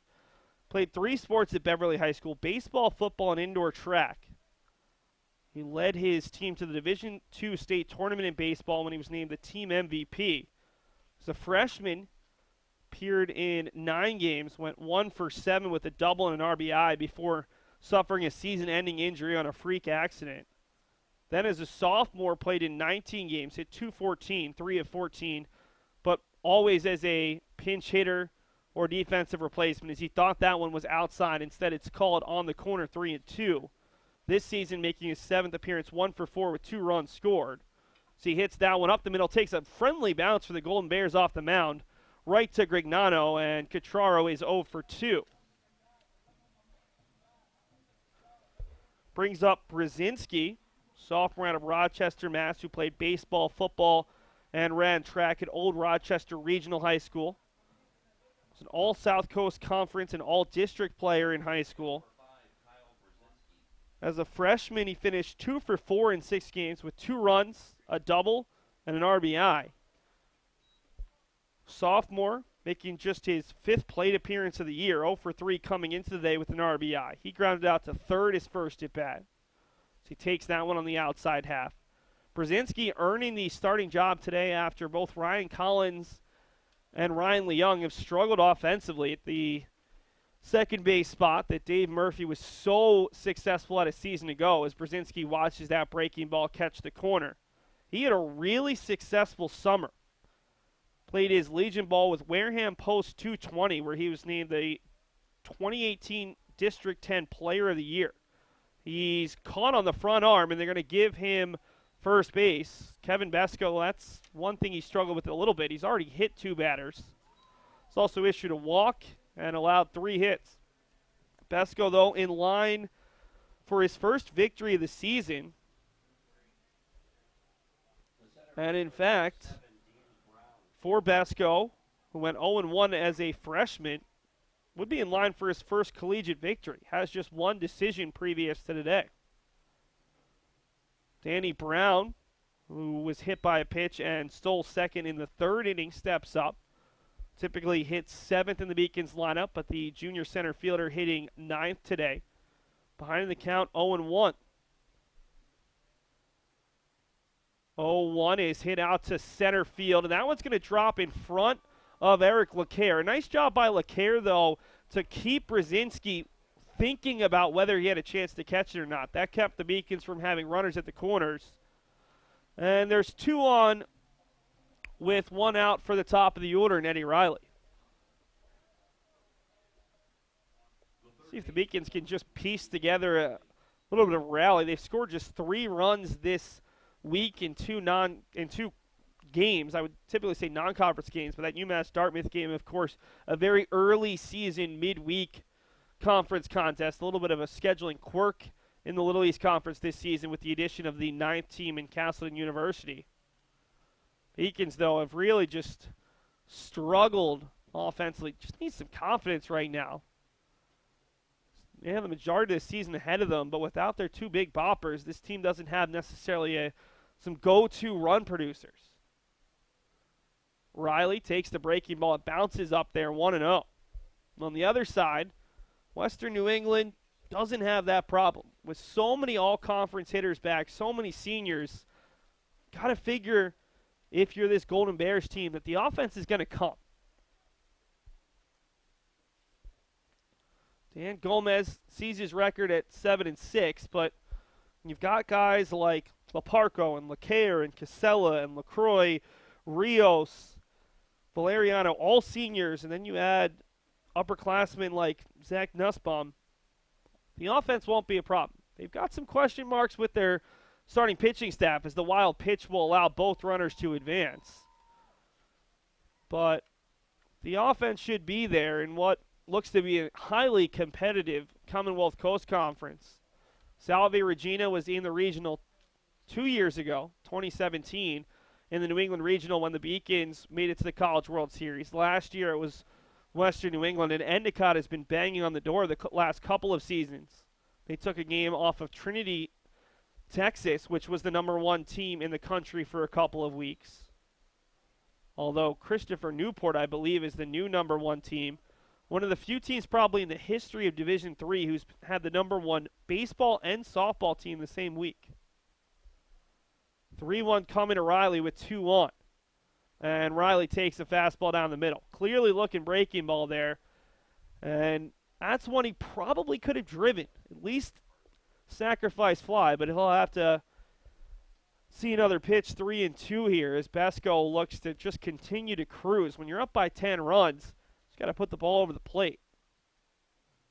3-2 to Riley, just a little bit low, and Besco issues the free pass. So he's now walked 2 and issued 2 hit-by pitches, and the Beacons have the bases loaded for Kyle Boudrias. Should be a good situation for Boudrias, who has grounded out to the first baseman and flown out to left. Though we're going to see the pitching coach for Western New England head out and have a chat with Besco. Still no one warming up. For Western New England, Dan Gomez is in his 6th season. His associate head coach is John Raiola. His assistant coaches are Matt Antononis and his Hezekiah Randolph. So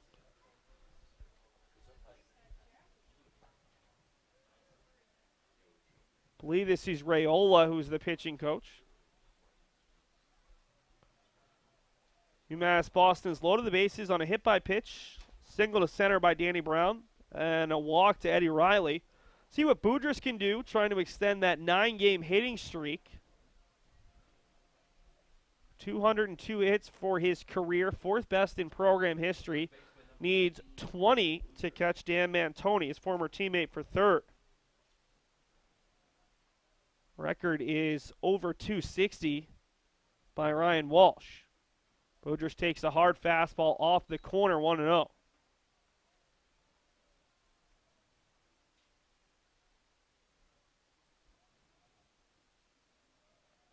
First real adversity Besco's had to face. 1-0 to Boudrias, and he hits it out to right. Going back on it is Weber, looking up. It's a grand slam. Kyle Boudrias, who is not known for his power, hits one into the bullpen, and all of a sudden, the Beacons have 5 on the board, and this 5th inning has been a crazy one with 11 combined runs between the two teams. So Boudrias gets a ton behind that one. And the Beacon senior out of Medford, Mass., who didn't hit a home run until his junior season, just hit his 3rd career home run and first grand slam, and the Beacons have cut the deficit to 6. Stranger things have happened, folks. Remember, last time Western New England was here at Monin Park, they lost the game 19-14 with one of their aces pitching. Not saying the comeback's going to come, but at least the Beacon should have a little bit of faith as Brzezinski, Brown, and Riley all come in. And remember, the Beacons have just 2 hits in the inning. But it's the single and the grand slam as Herzog quickly behind 0-2. 0-2 fouled off by Herzog as Boudrias has extended his 10-game hit streak.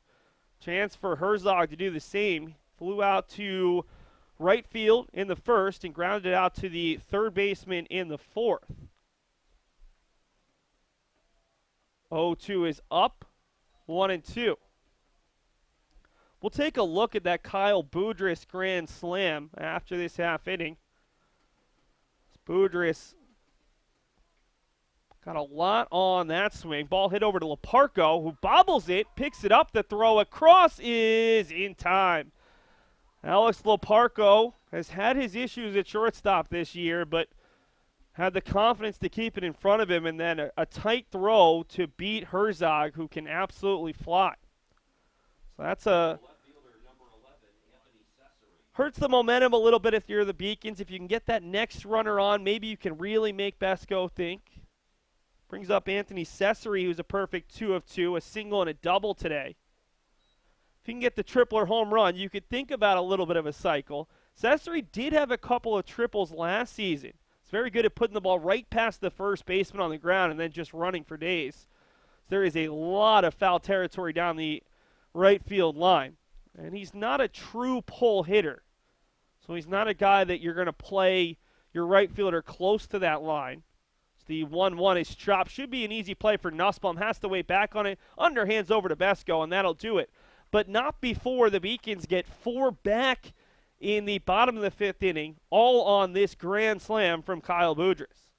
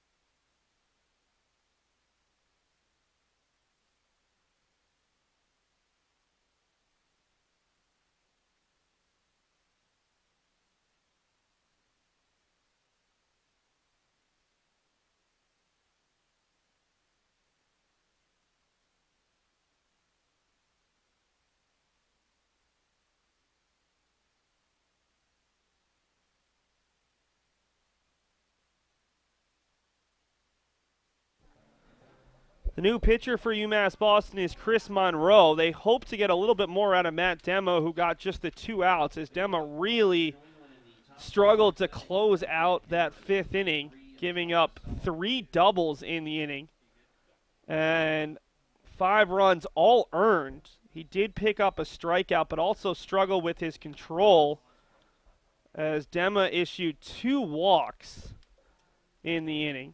Brings up Chris Monroe, who struggled early on in this season, but has picked up his play as of late. He's one of the Beacon's more reliable relievers. That breaking ball's in there on the outside half. 0-2 to Joe Casella, who is yet to reach. Ground out to second, and a sac bunt. 0 for 2 with a pair of RBI. This is the first time he stepped to the plate without anyone on. Monroe making his 36th appearance out of Marshfield, Mass. 5'8", 190, exclusively a reliever for his career. 1-2, fouled off. Comes in with a career record of 0-1, picked up that loss earlier this season with a pair of saves. 42 innings, 3.64 ERA, 33 strikeouts versus 19 walks, 38 hits allowed, 21 runs, and 17 earned. Had a tremendous freshman season with an ERA of under 2, and he strikes out Casella for the first out of the 6th inning. Just the second time today the Beacons have gotten a leadoff batter.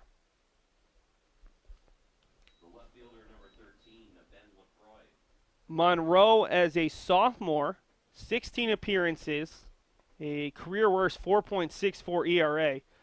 21 1/3 innings, 18 hits, 13 runs, 11 earned, 18 strikeouts versus 13 walks. He's already making his 7th appearance of the season. So it's 1-0 to Ben LaCroix. LaCroix grounded out to second, struck out looking his first 2 at-bats before hitting a double off the top of the padding in center. 2-run double. Came in to score. He fouls that one off. LaCroix does have a team-high 16 RBI now. Monroe took the loss against St. John Fisher in the 3rd game of the season when a season-high 2 innings allowed 4 hits, 4 runs, and 3 earned. Since then, has not allowed an earned run. When faced 2 batters, allowed 2 hits against Keystone. So that pitch is high, 2-1. Against St. Joseph's College of Maine, came in and went an inning and 2/3, allowed a hit and an unearned run. And then has pitched in each of the last 3 games now. Against Keene State in Game 2, struck out 1 in a scoreless inning. That breaking ball just misses, 3-1. Against UMass Dartmouth the other day, allowed a hit and struck out 2 in a scoreless inning, and is now on today for his 7th appearance. If he keeps it up like this in terms of pitching as frequently, he'll set a new career high in appearances. 3-1 to LaCroix, is fouled off, and it's a full count at 3-2.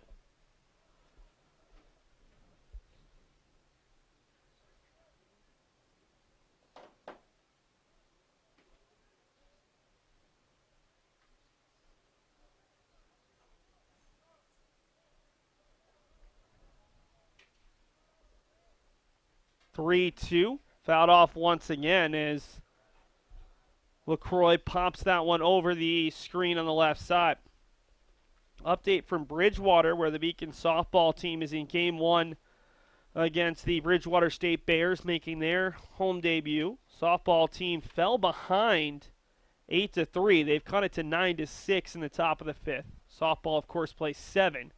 That ball is hit high out to center. Brown looks like he has room at the warning track, and he'll make the catch. The wind is just playing some crazy tricks on these outfielders and pitchers, as Kyle Boudrias might have gotten a little help from the wind on that grand slam in the bottom of the 5th, and that ball was just blowing all over the place in the top of the 6th off the bat of LaCroix. Brings up Aaron Rios, who has grounded out to the catcher, singled to right, and walked. Hits it right back up the middle. And Rios is now 2 for 3 as the Golden Bears have 12 hits and 11 runs here in the top of the 6th.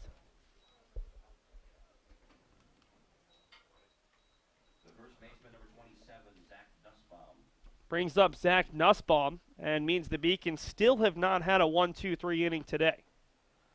UMass Boston held the Golden Bears off the scoreboard in the 4th inning and in the 2nd, but both times they gave up at least one base runner, hoping for another scoreless inning and an even inning here in the 6th, as they did score 4 runs in the 5th to get the game back within 6. 0-1 a little bit high. And I know within 6 doesn't sound that close, but when you're behind 11-1, gives you a little bit of hope. Especially with the way the wind's blowing. Remember, the Beacons trailed 7-1 last year here at home against Western New England before coming back. As the runner takes off, the throw will not be there in time, and Rios has his first stolen base. Western New England has been running with a lot of frequency in this contest. Ryan McCormick has thrown out one would-be base stealer, but every man who's attempted to steal second has been successful. 2-1 count here to Nussbaum, who is 1 for 3. His last time up, hit a double that went off the glove of Herzog in right, took a bounce and went into the bullpen for an RBI ground rule double. He's also struck out swinging and popped up to the third baseman in foul territory. Monroe looking to get through a scoreless inning of work. The 3-1 is off the corner for ball 4.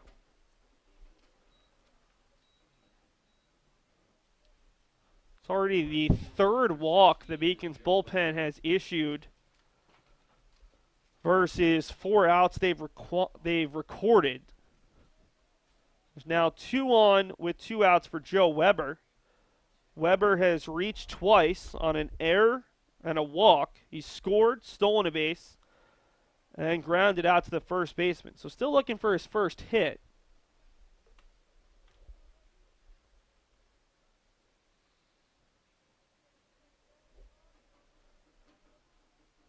Owen 1 to the 8-hole hitter and right fielder. And make it 1-1. Breaking ball misses low.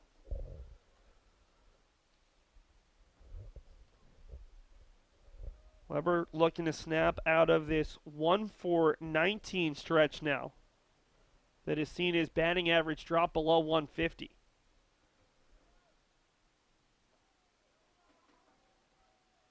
That fastball misses. Very tough to tell. That one looked low. It's tough to tell from up here exactly, especially when the umpire, Tom Ryberg, crouches down where the pitch is. You might have a slightly better view than we do with the center field camera, but a couple of these pitches have not missed by much.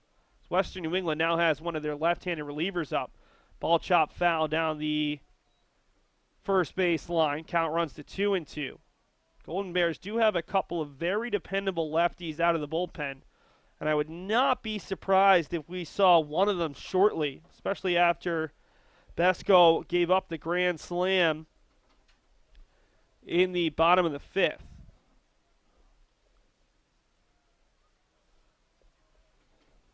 Two coming from Monroe, another chopper foul.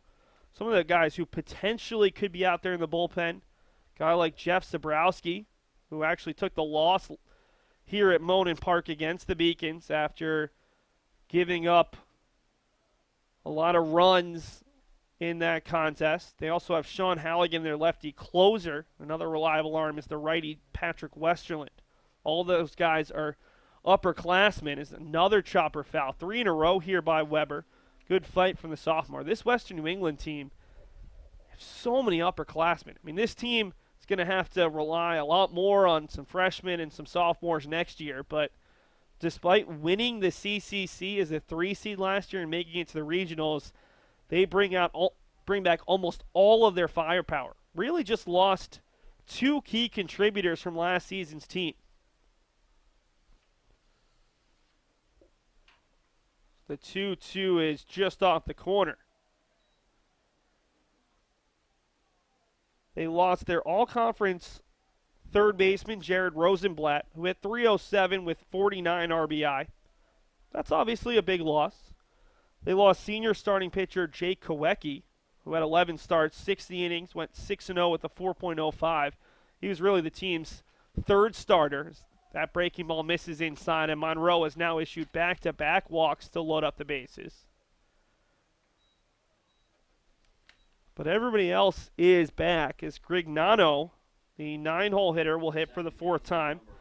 He struck out looking, single to left, and struck out swinging. Monroe would just love to retire him any way he can. It's the biggest thing right now for the Beacons bullpen. Mentioned it allowed just 4 earned runs in their last 16 on this homestand. Just need to keep the Golden Bears from adding to this lead. That's what Dema struggled to do. Came on with the Beacons deficit at 6-1 with 1 out in the top of the 5th, and he gave up 5 more. And now Monroe, after getting the first 2 batters, has allowed single, walk, and walk. 0-1 to Grignano. Hits it over to the shortstop, Hughie. He'll go the short way to second, and he'll get the out. So the Golden Bears leave the bases loaded in the 6th. We head to the bottom of the 6th. The Beacons will bring up 5, 6, 7 as they look to cut into this deficit further.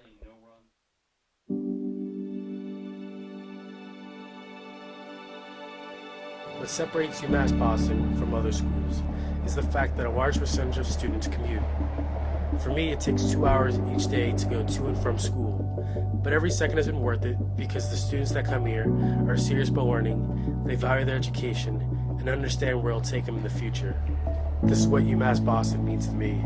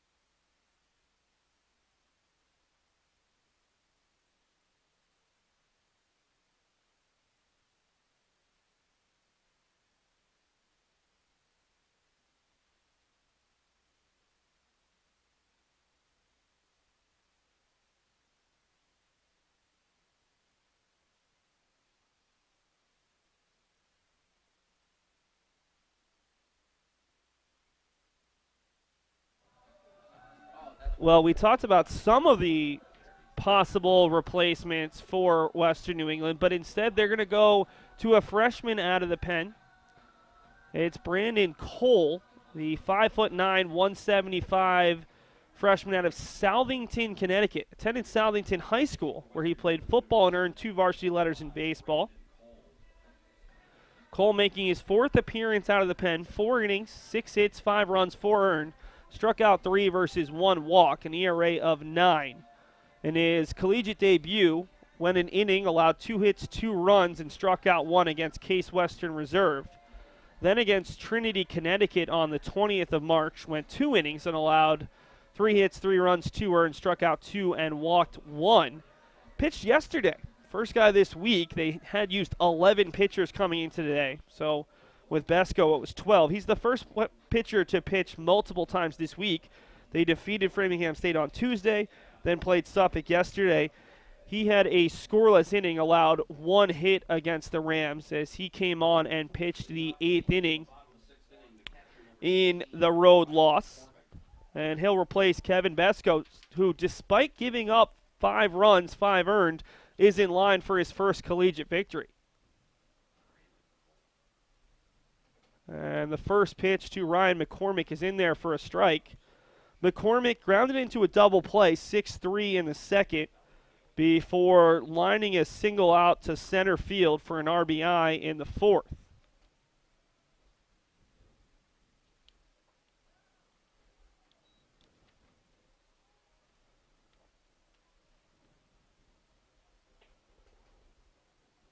Final line on Kevin Besco. 5 innings, 5 hits, 5 runs, 5 earned, 2 walks, 2 hit by pitches, and 0 strikeouts. As McCormick hits it out to center, going over is LeCaire, and he makes the play around the left center field triangle. Not quite as pronounced as the right center field one, but a nice running play by LeCaire And well scouted by the Golden Bears. For the first out of the innings, it'll bring up Charlie Hughie. Hughie has grounded out to short to end the second, and then lined into a double play right to the third baseman Rios on a hit and run to end the fourth. Hughie takes the first pitch outside, 1-0 from Cole.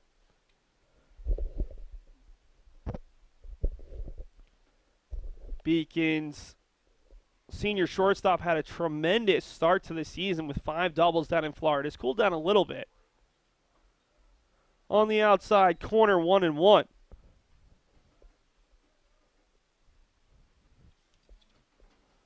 Charlie came in as the Beacon's backup catcher his freshman year, but took over at first base, and then as the Beacon's starting shortstop when Dave Murphy went down, and he never gave the job back. Murphy, an all-region shortstop his first season with the Beacons, ended up playing second base and was an all-region second baseman last season. Hughie takes it low, 3-1. Base runners are the big thing for UMass Boston at this point. They have just 5 hits, but they've also worked 2 walks, been hit twice, and in that 5th inning, they had just 2 hits, but it was a hit by pitch, a single, a walk, and then the grand slam from Kyle Boudrias. Hughie chops it foul, and the count moves to 3-2 to the Beacon 6-hole hitter.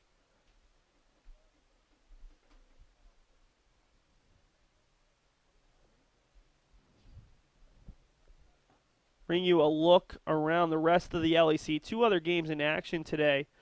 We'll have an update for you for those games after this half inning. As Hughie cue shot right to the second baseman. Easy play for Grignano. And despite a lot of hustle there from Hughie, he's out by a step. 2 quick outs for Brandon Cole. And it'll bring up Nick Catraro, who's batting for the 3rd time in a game for the first time in his collegiate career. Remember, first career start, and he's looking for that first hit as he's grounded out to short and to second.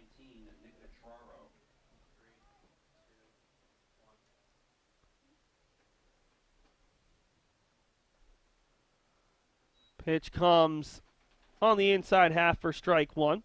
Update from Bridgewater, the Beacon softball team cut the deficit to 9-8 in the top of the 5th, but Bridgewater State has loaded the bases in the bottom of the 5th. I feel like today you're going to see a lot of runs no matter what field you're playing at, baseball or softball. The wind is just going to wreak havoc on fielders and pitchers.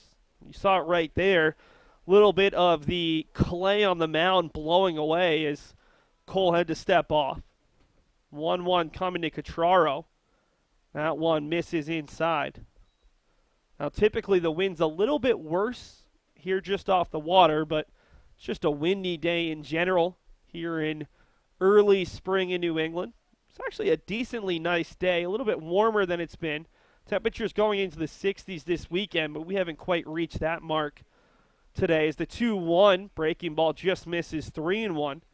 If Catraro were to reach, Kyle Brzezinski is due up next. He was hit by a pitch and scored back in the 5th.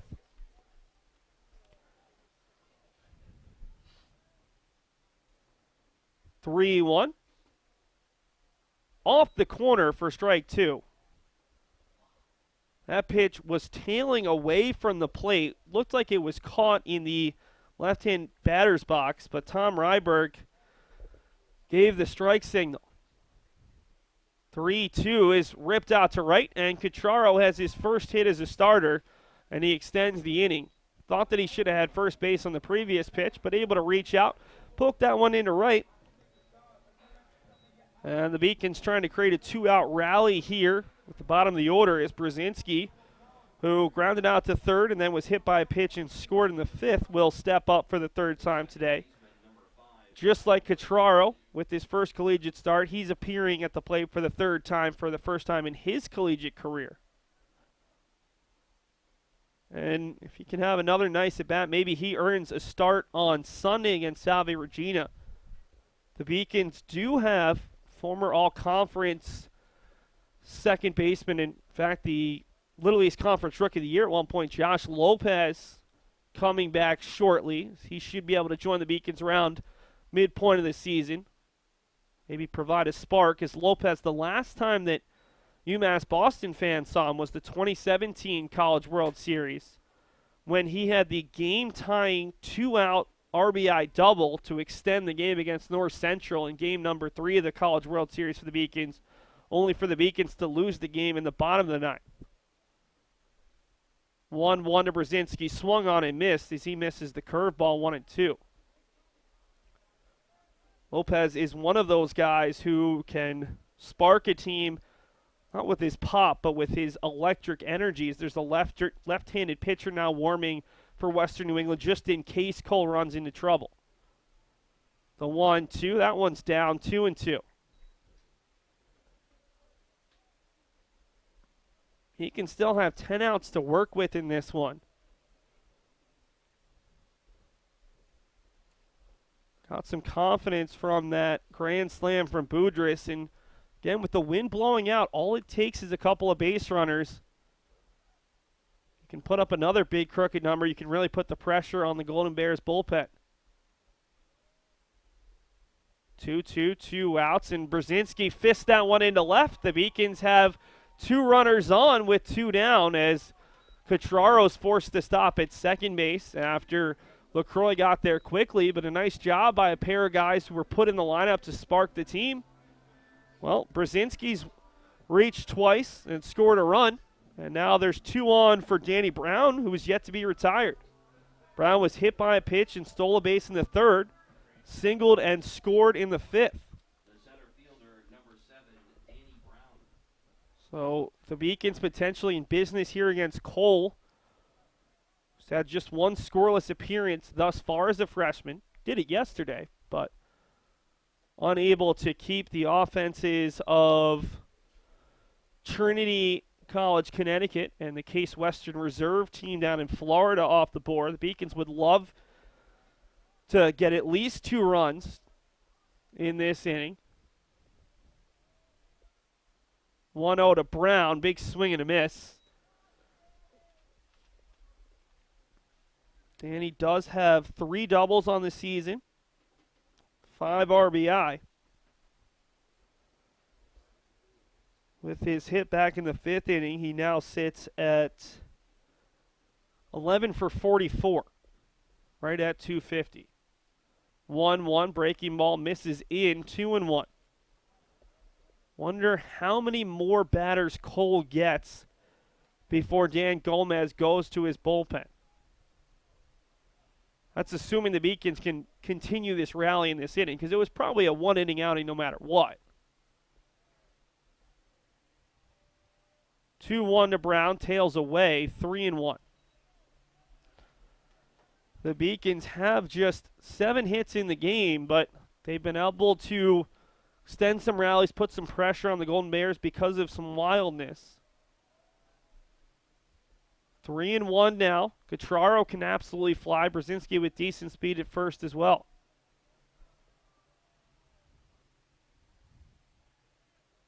Three-one coming, roped out to right. This one's got a chance. Going back on it is Weber. It's over his head, and it's a 3-run homer. Just like that, the Beacons have cut the deficit to 11-8. Again, using the jet stream effectively. If you put the ball up there and hope that it catches the wind, and Danny Brown picks up not only his first home run of the season, but his first collegiate home run for the Hudson, New Hampshire native, and UMass Boston is within 3. This was an 11-1 deficit in the top of the 5th inning. Bottom of the 6th, it's 11-8. Stranger things have happened, and the Beacons, who had hit just 1 home run in 5 home games to start this season, have now hit 2 in the last 2 innings. Eddie Riley hits one out to center. Going back is LeCaire, and it's over his head. Riley has at least 2 as LeCaire plays it well off the wall, and the Beacons have had back-to-back extra base hits and 4 consecutive hits, and all of a sudden the Beacons have the tying run in the on-deck circle. Again, I know it sounded like a little bit of a stretch to say the Beacons were in it when they were putting some runners on down by 10. But that's how this game can change, especially with the dimensions of Monin Park and the wind blowing out the way it is. We knew it was going to be a high-scoring game before the opening pitch was thrown, and the Beacons have scored 8 runs in the last 3 frames. We already have seen 19 runs in this game on just 21 hits. Let's take a look at the 3-run homer right now from Danny Brown, as we're going to see a reliever coming out for Western New England.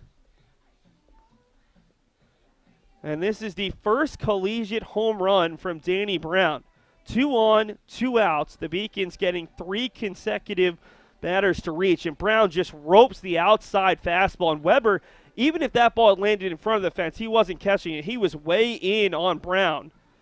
And then I believe we have the double from Riley. And you see there, LeCaire couldn't quite get there. Played it very nicely off the wall, though, the quick turn. So Riley thought he had a chance for 3. And that will force Western New England to go to the pen. We're going to take a quick 30-second commercial break, and then we'll be back with the numbers on the new pitcher for Western New England as they go to one of their more reliable arms. UMass Boston was my first choice because when I came to the campus, I saw that there was a lot of diversity. There's a lot of people.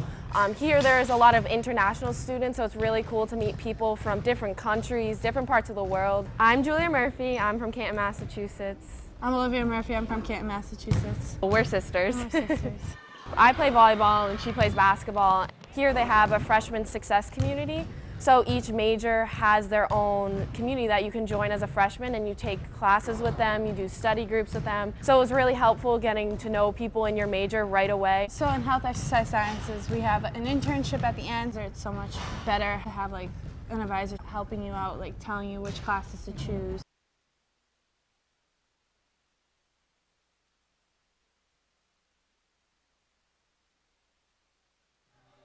The new pitcher for Western New England is one of their most trusted arms. It's Jeff Zabrowski.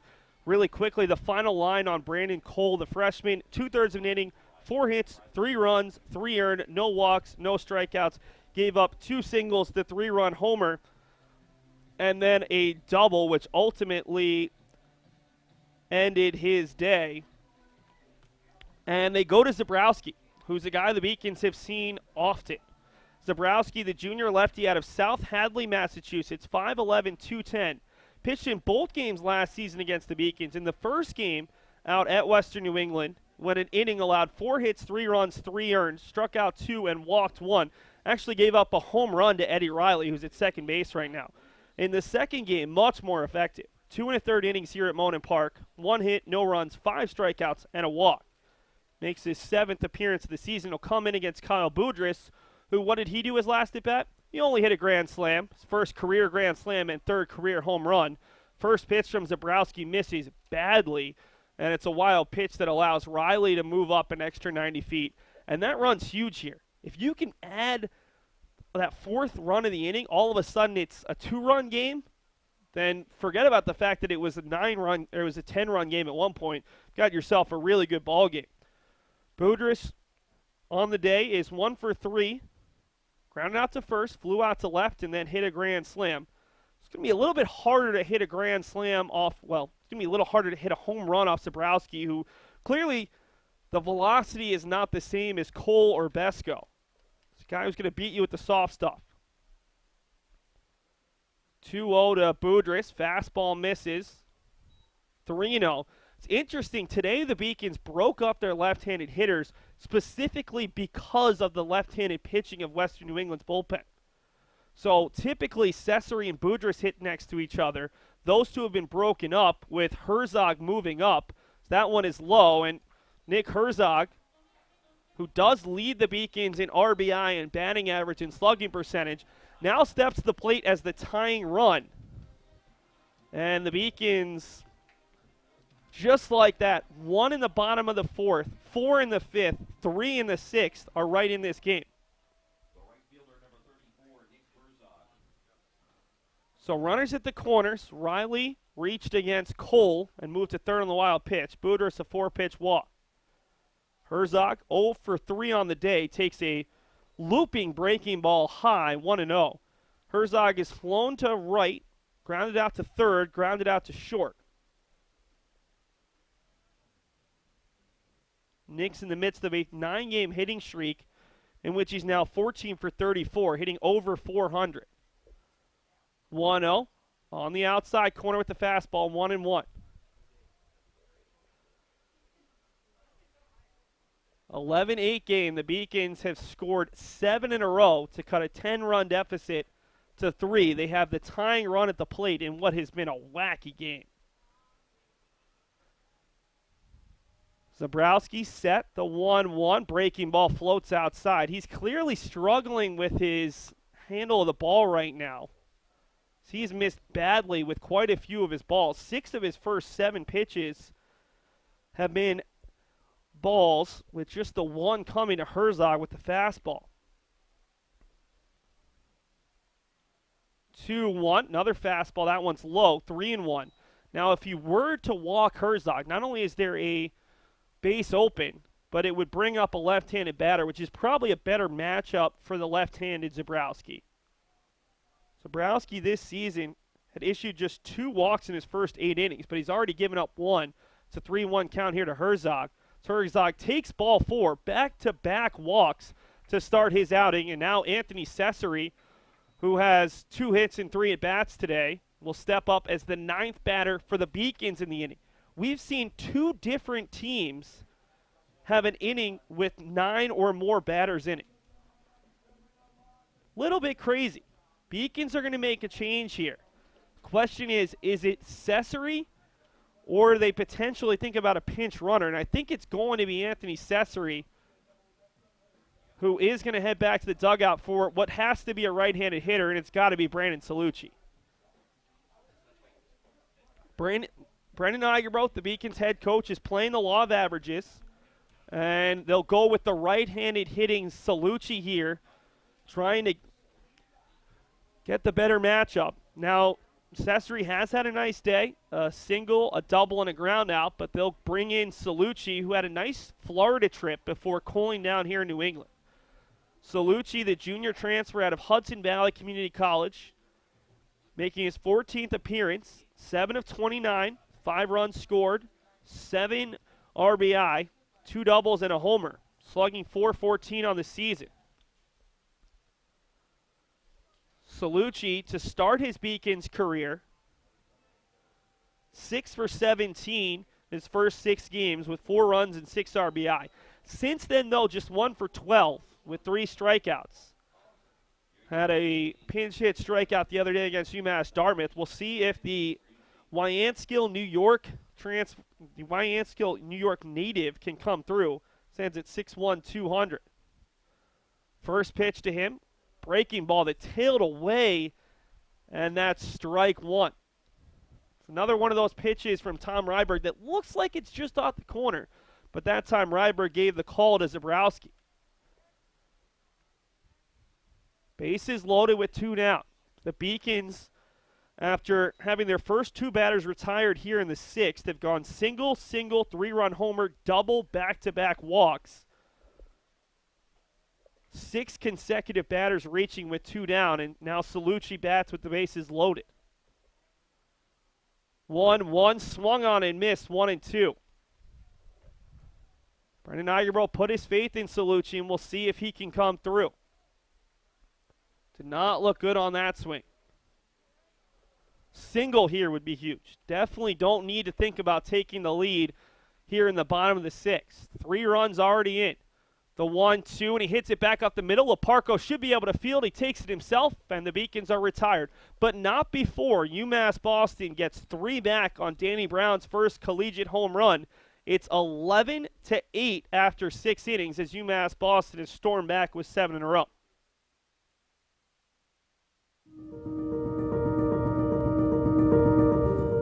People at UMass Boston, they're here because they know they can have an impact, not just on research, but on people, on their students.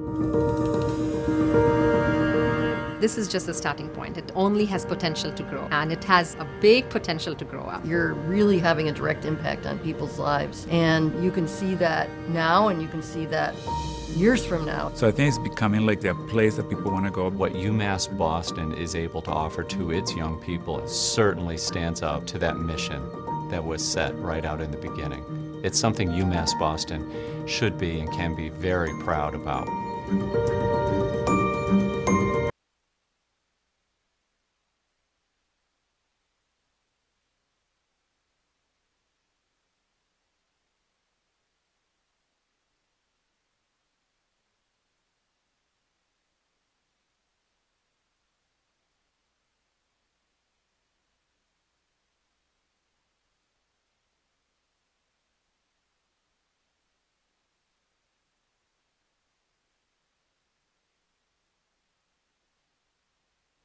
So after the Beacons score 3, but leave the go-ahead run at the plate, we head to the 7th with a brand new ball game. Ben Gottesman is the 4th pitcher of the day for UMass Boston, as Chris Monroe was able to get through a scoreless inning, although he did leave the bases loaded. So both teams leaving the bases loaded in that 6th inning. This has just been an absolutely wild game. The final line on Monroe: 1 inning, 1 hit, 2 walks, and no strikeouts, but he kept the Golden Bears from adding to their lead.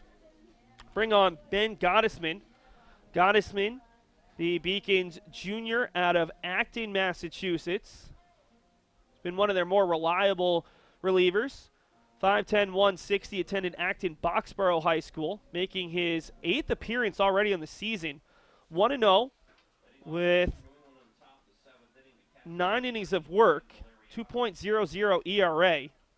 Struck out 10 in 9 innings, a strikeout per 9 of 10, allowing 8 hits, 4 runs, 2 earned. Gottesman has pitched a lot recently, went 2/3 of an inning against Keene State the other day, struck out 1 in game 2 before throwing 2 scoreless innings, allowing 2 hits and striking out 1 against UMass Dartmouth. So just like Monroe, appearing in his 3rd straight game. Swung on and missed by Brian Valeriano, the leadoff hitter for Western New England, who did not hit in the 6th inning. So he's stepping up for the 5th time here in the 7th. He had hit in the 3rd, the 4th, and the 5th innings, as Western New England scored 2 in the 1st, 3 in the 4th, and 7 more in the 5th. 1-2 here. Gottesman in the entire Beacons bullpen. There's one goal: keep the game close. Keep putting up zeros and give yourself a chance. The Beacons have not held Western New England without a run in back-to-back innings yet today, but that's a really good start, as Valeriano, who came into this at bat 3 for 4 with a chance for the possible cycle needing just a triple, goes down swinging. And actually, I want to make a quick change. Monroe did have a strikeout, so that's now 6 strikeouts for Beacons pitchers and at least 1 for all 4. Joe McGuire got the start, went 4 1/3 innings, allowed 8 hits, 6 runs, 4 earned. Matt Dema came on in relief and really struggled. 2/3 of an innings, 3 hits, 5 runs, 5 earned. 2 walks cost him, and then Monroe a scoreless inning despite loading the bases. It's 1-1 here to the 2-hole hitter Alex Leparco, who's yet to be retired. Reached on an error, stole second and scored. Singled, stole second and scored. Walked and scored. And then singled back in the 5th inning. 1-1, 1 out, top 7 in an 11-8 ball game that has seen some huge momentum shifts. Q shot out to right, and that one's going to drop over the head of Brzezinski, and Leparco is now 3 for 4 and has reached 5 times. That is going to help the old batting average, and to be fair, Leparco didn't need a lot of helping. He came into this contest hitting .333, 17 of 51. He's now 20 of 55. Bring up Eric LeCaire. LeCaire has singled twice, grounded out to short, and reached on a fielder's choice. Does have an RBI in the contest. The Beacons try to keep Leparco honest, who's a perfect 2 for 2 on the base pass today, and has a team-leading 8 steals. First pitch from Gottesman. Breaking ball just misses. Came out of the glove of McCormick, which took the possibility of a strike pretty much out of the question. So infrequently do you see umpires actually give strike calls on balls that aren't caught by the catchers, even though sometimes they deserve to be strikes. Breaking ball with so much movement somehow misses. I think that time Tom Ryberg actually decided it was a ball before it actually got into the glove of McCormick, and that one had some really late breaking movement that looked from up here as if it actually caught the corner. 2-0 now to Eric LeCaire. Laparco will head back. He had a very short lead at that point.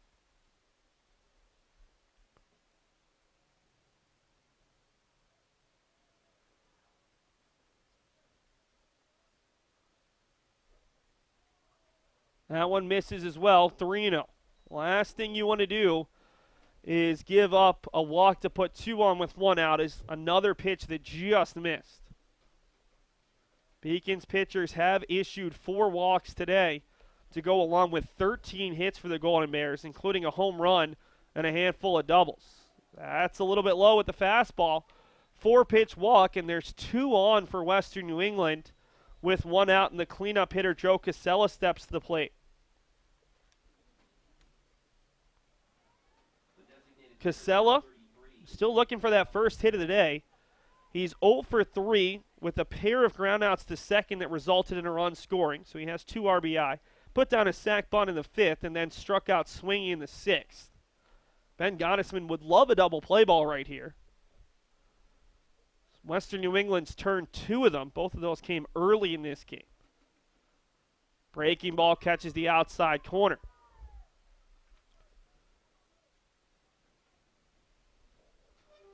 It's not just a busy day of baseball here in New England. It's also opening day in Major League Baseball. So I'll take you through those games in a moment. That one just misses 1-1. In Philadelphia, the Philadelphia Phillies lead 6-1 after home runs from Andrew McCutchen and Maikel Franco. Got a good pitcher's duel in Toronto. It's the Tigers and Blue Jays 0-0. And the Tigers starting pitcher has a no-hitter into the 6th. Just 1 hit between those 2 teams. At Chavez Ravine, the Dodgers lead the Diamondbacks early 3-0. And a really nice start from Ryu, who's getting the start today in favor of Clayton Kershaw, who's currently on the DL, as he's allowed just 1 hit through 3 innings. The 2017 World Series champion Houston Astros are all over Blake Snell and the Tampa Bay Rays. They lead 5-1 through 4.5 in Tampa. Chicago Cubs have an early 3-2 lead in the top of the 5th down in Arlington, Texas. Oakland Athletics, who are the only team with a loss coming into the day at 0-2. That ball's hit back to Gottesman. He'll go to the third, gets the lead runner. Riley thought about it. It's a fielder's choice, but either way, Gottesman gets the lead runner, and the Beacons 1 out closer to getting out of this image without any damage. Rare 1-5 force out. And there's 2 on with 2 outs for Ben LaCroix, who's 1 for 3, but he does have a 2-run double to center field. Remember, LaCroix now has 5 multi-RBI games, but no multi-hit games. So the Beacons might like that statistic. LaCroix is grounded out to second, struck out looking, doubled to center, and flown out to center. Breaking ball kept in front by McCormick. The Athletics, remember, 0-2 in 2 games played out in Tokyo, losing to the Mariners. They lead 3-0 over the Anaheim Angels, or the Los Angeles Angels of Anaheim, and Mike Trout, who's likely to become the highest paid player in baseball. Actually, I think that just became official. 2-0 now to Ben LaCroix. Another really good pitching duel in Minnesota. This is the second game that I've mentioned that has just 1 hit combined between the 2 teams in the 6th. The Indians' Corey Kluber has no hit the Twins through 5, but it's still 0-0 in that game, as Barrios of the Twins has only allowed the 1 hit to the Indians. The Rockies, a team that a lot of people are fond of in the preseason, lead the Marlins 4-0 down in Miami. The Reds, a team that improved their roster by a lot, lead 1-0 through 4.5 in Cincinnati as the 3-0 pitch is down the middle, 3-1. There's a rain delay currently in Kansas City between the White Sox and Royals. I don't believe that game has gotten underway. In the finals that we have for you, the Yankees playing the team that finished dead last in the major leagues last year, earn a 7-2 win over the Orioles. If that's going to get down, and it's going to score at least one, if not multiple runs. Brown cuts it off, but LeClaire is going to round second, and they're going to send him home. Hughie is going to have to go back, no chance at the runner, and it's the second two-run double of the day for Ben LaCroix, and what a huge hit it is as that pushes the lead out to 5. The Beacons had the game-tying run at first base in the bottom half of the inning, and Western New England comes back and extends their lead to 5 on a two-run double from LaCroix, who now has his first multi-hit game of the season, and he's got 4 RBI in the contest. The Mets behind Jacob deGrom out-duel Max Scherzer, and Edwin Diaz, their newly acquired closer, picks up the save in a 2-0 win over the Nationals in D.C. And in our final of the day, the Brewers outduel the Cardinals in an NL Central game as Julie Chassin earns the victory and Josh Hader the save in a 5-4 win. Breaking ball just misses. The Boston Red Sox, the hometown team, play at 7 p.m. in Seattle as the Red Sox will go with Chris Sale, the $145 million man, as they take on the Mariners, who are 2-0. And Rios is going to make it a 14-8 game as he flares one out over the head of Brzezinski, and in comes LaCroix. So just like that, Beacon scored 3 runs in the bottom of the 6th, all with 2 down. Western New England answers back with 3 runs of their own with 2 outs. So Rios comes through. That's his 3rd single of the day. He's reached 4 times, and the Beacons are going to go to the pen again. So that will do it for Ben Gottesman, and we're going to take a commercial break and be back with the new pitcher for UMass Boston. Gottesman got the first 2 outs without giving up a run, but back-to-back RBI hits forced the Beacons to go to the pen for their 5th pitcher of the day. Cheer for the stumbles, the he shoulda had that's, and the tears that linger. For in those moments, greatness lies. There, you will find the provoked, the determined, the unified. It's in those moments that champions are born.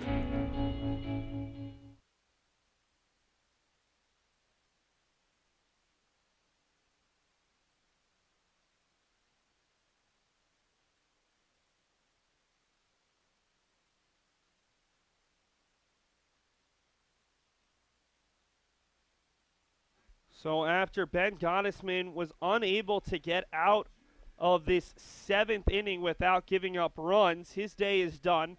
Second reliever out of the Beacons pen who's failed to go a full inning. Final line on Gottesman, or as final as we can give you at this point. Gottesman is on the hook for 3 runs, 3 earned. He's also given up 3 hits, a walk, and a strikeout. And the runner at first base, Aaron Rios, would be charged to him. Beacons will bring on their closer and one of the most reliable pitchers, not only at UMass Boston, but in the nation. Trey Mendoza, who came into this week second amongst all active Division III pitchers in appearances and in the top 5 in saves, making his 74th appearance. It's 13-7 for his career with 20 saves. That's a program record. 130 innings, 3.12 ERA, 122 strikeouts to 37 walks. Excellent control. 112 hits allowed in those 130 innings, 53 runs, 45 earned. Trey Mendoza has appeared in at least 20 games in every season of his career. This season, he's making his 8th appearance, 0-1 with 4 saves, 9 1/3 innings, 5 hits, 2 runs, 2 earned, 13 strikeouts to 1 walk, a career best 1.93 ERA. And with this team down by 6, the Beacons bring on the closer in a fireman situation just to say, hey, if we have a chance to win this game, we need to shut down Western New England the rest of the way. So especially if the Beacons can get any runs in the bottom of the 7th and the bottom of the 8th, This is Tramendozzi's game up until, at the minimum, the 10th inning. The Beacons can force it to extras or at least make it competitive, as Rios is out there at first base. It's 1-1. Rios thought about going to second.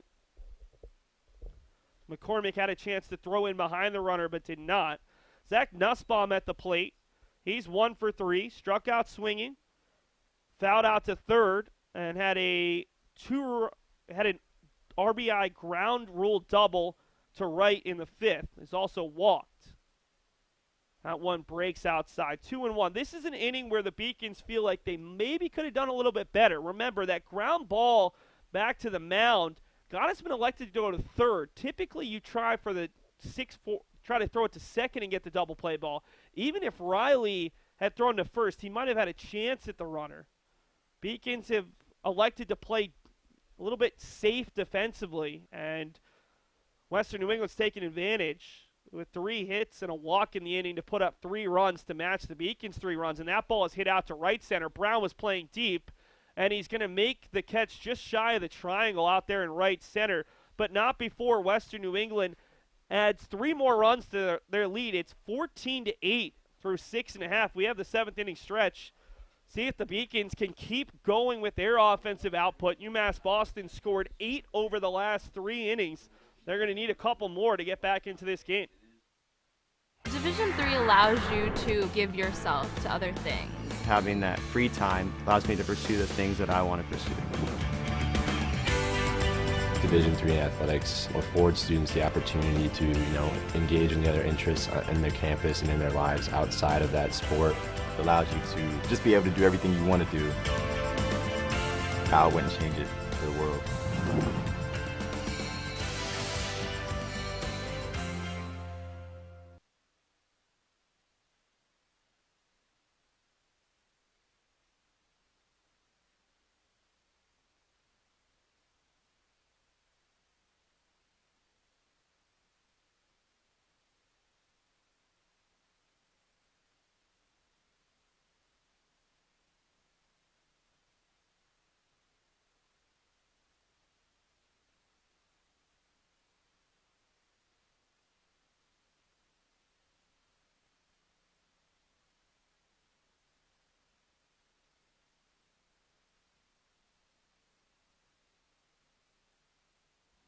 Jeff Zabrowski is out for trying to finish off his first full inning of work. Zabrowski came on after Brandon Cole couldn't get the 3rd out of the 6th. He gave up a pair of walks to load the bases, but then was able to induce a fielder's choice. So Alex Leparco took it himself to second base to get the 3rd out of the inning and strand the bases loaded for the Beacons. Western New England responding with 3 runs in the top of the 7th with 2 outs to push the lead back out to 6. It's been as many as 10. The Beacons, though, did have the go-ahead run at the plate in the bottom of the 6th. It'll be Ryan McCormick, Charlie Hughey, and Nick Cutraro. His first pitch is high and outside, 1-1. We didn't get to it in the top of the 7th, but the Beacons replaced Salucci with Nick Palma out there in left field. 1-1 to McCormick is off the corner, 2-1. That's another one of those pitches that looks half decent up here, but Tom Ryberg's not feeling it. McCormick today is grounded into a double play, had an RBI single, and flown out to right center. 2-1 misses further outside, 3-1. The wind continues to whip. We've seen 3 home runs between the 2 teams. A solo shot from Brian Valeriano of Western New England. Then a grand slam by Kyle Boudrias and a 3-run homer by Danny Brown, both left-handed hitters going out to right. So McCormick works the 4-pitch walk. He's always had a very good eye. And he's at first base for Charlie Hughey, still looking for his first hit. It's grounded out to short, lined out to third. Grounded out to second.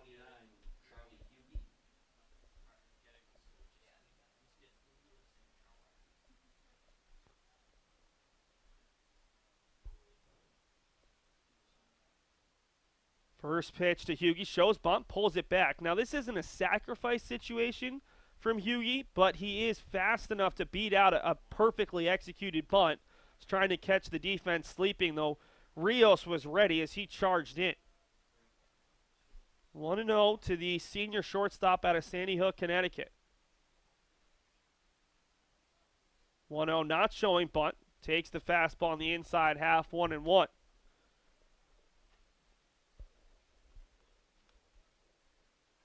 Hughie on the season now, 11 of 44, hitting .250 exactly. Does have 5 doubles, second on the team behind Nick Herzog. Eakins could use a double right now. Q shot over to the second baseman. Grignano's only play is to first. He bobbles it, can't make the play, and the Beacons have first and second after the first error of the day for Western New England. Grignano just looked up, recognizing the speed of Hughie, bobbled it a couple times, and the Beacons have 2 on with no outs. This is one of those games where if you had dinner plans, well, you're going to have to push it back an hour, maybe an hour and a half. The way this game is going, we're only in the bottom of the 7th, and it's been 2.5 hours, still no outs, and Dan Gomez might be going to his closer as he comes out. See if it's just a conversation or if it's the pull, and that's going to be it for Zabrowski. So Western New England will go to their third reliever in 2 innings and see which lefty's coming out of the pen after this commercial break.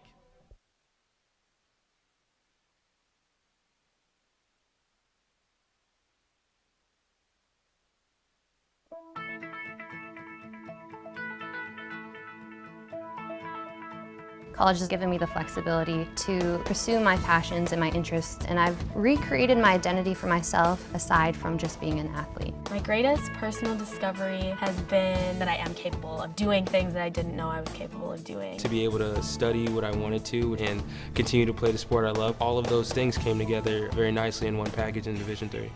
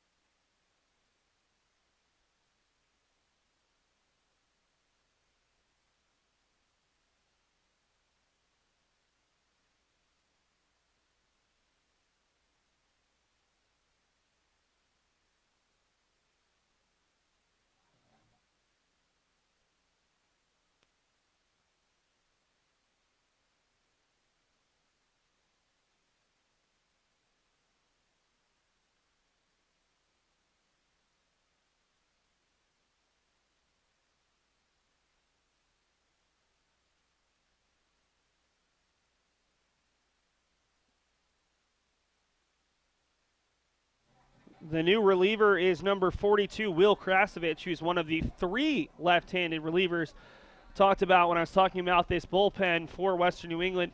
Senior out of Haverhill, Mass, attended St. John's Prep High School, where he played baseball and football, but he did not pitch for the Eagles.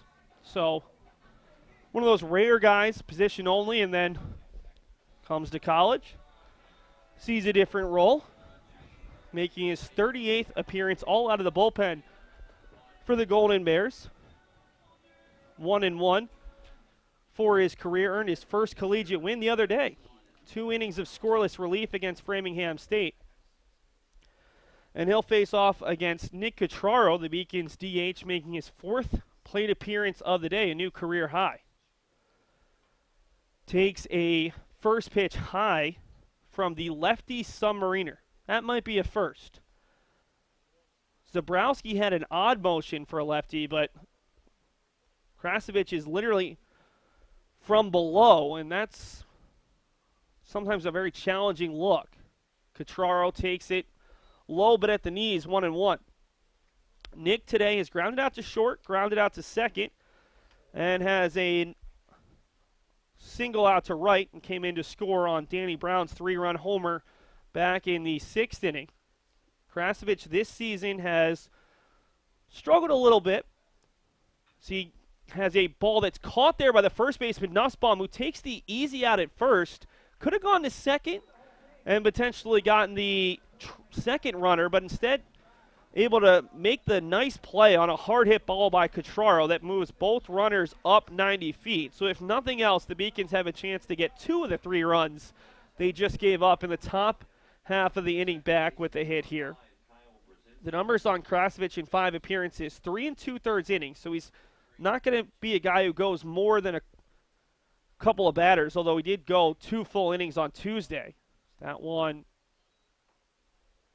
maybe a little at the knees, maybe a little bit below for strike 1.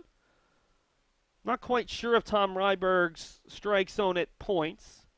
In his 3 2/3 innings, he's allowed just 1 hit and 1 walk, but he's allowed 3 runs and 3 earned runs.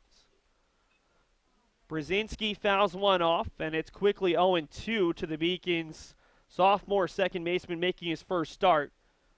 Krasovich went a third of an inning against Case Western, a third of an inning giving up 2 earned runs against Trinity, 2/3 of an inning against Trinity the second time they played them, giving up a run, before pitching a third of an inning against Oswego, and then a season-high 2 innings against Framingham State, and he gets the big strikeout.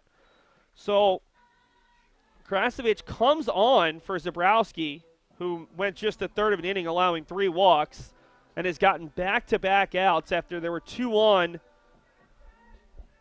with no outs. That is the first strikeout of the day for Western New England pitchers. 4th pitcher of the day and the first strikeout, and now Brown, who is yet to be retired today, hit by pitch, singled, and homered, has a chance to extend the inning potentially. The Beacons scored 3 runs with 2 outs in the 6th. Brown has also added a stolen base and has scored twice to go along with his 3 RBI. Single here would likely score 2, with Hughie tremendously fast at second, McCormick good speed at third, although he should be scoring on anything with 2 outs as Brown takes it inside 0-2. Krasovich trying to shut the Beacons down and keep this 6-run lead intact.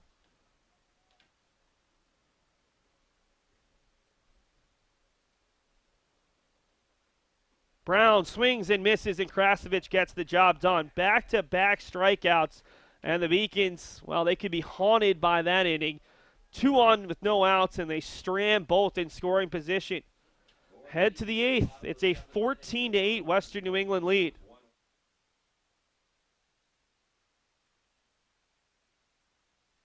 The 5-campus UMass system is the university that educates the workforce of Massachusetts. We recognize that we are truly here for a reason, and that recognition inspires us and drives us every single day.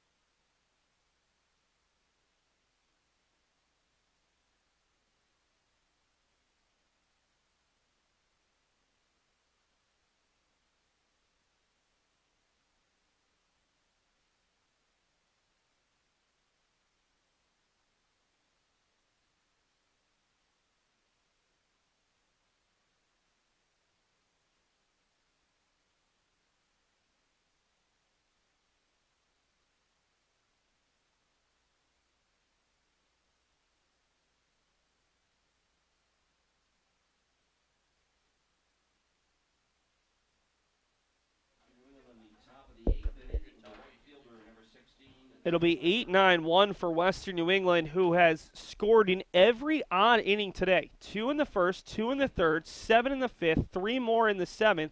They've not scored in the even innings, so that should give Bobby Tramandozzi a little bit of confidence. Tramandozzi came on in the 7th inning after 3 runs were already scored and got Zach Nussbaum to fly out to center. So he'll face 8-9-1 in the 8th inning. Tramandozzi, the Beacons closer, just trying to keep his team in the game. They cut into an 11-1 deficit, made it 11-8, but then 3 runs in the top of the 7th And the Beacons putting 2 on with no outs and unable to score in the 7th. Took a little bit of wind out of their sails, although the wind that's whipping the flags out in right center, that has been consistent all day long. Seen a lot of extra base hits in this contest. 2-1 just misses, 3-1. Beacon softball team, who's been going back and forth with Bridgewater State in game 1 of that game, has just gone to the 8th inning. So that is the only time I think I've ever seen a baseball game move faster than a softball game. That game tied 12-12 as they've just started the top of the 8th. This game 14-8, so we're already a batter into the top of the 8th. The second baseman, number 4, Sevi Grignano. So Weber works his 3rd consecutive walk. He's reached 4 times without getting a hit. 3 walks, a ground out to first, and it reached on an error by the 3rd baseman. Beacon's pitchers have struggled with the walks, as that's now 6 of them, and Weber's worked 3. Does have a stolen base today as Sevi Grignano steps to the plate. Struck out looking, singled, struck out swinging, grounded into a fielder's choice. The Beacons were thinking bunt there, but Grignano pulled it back.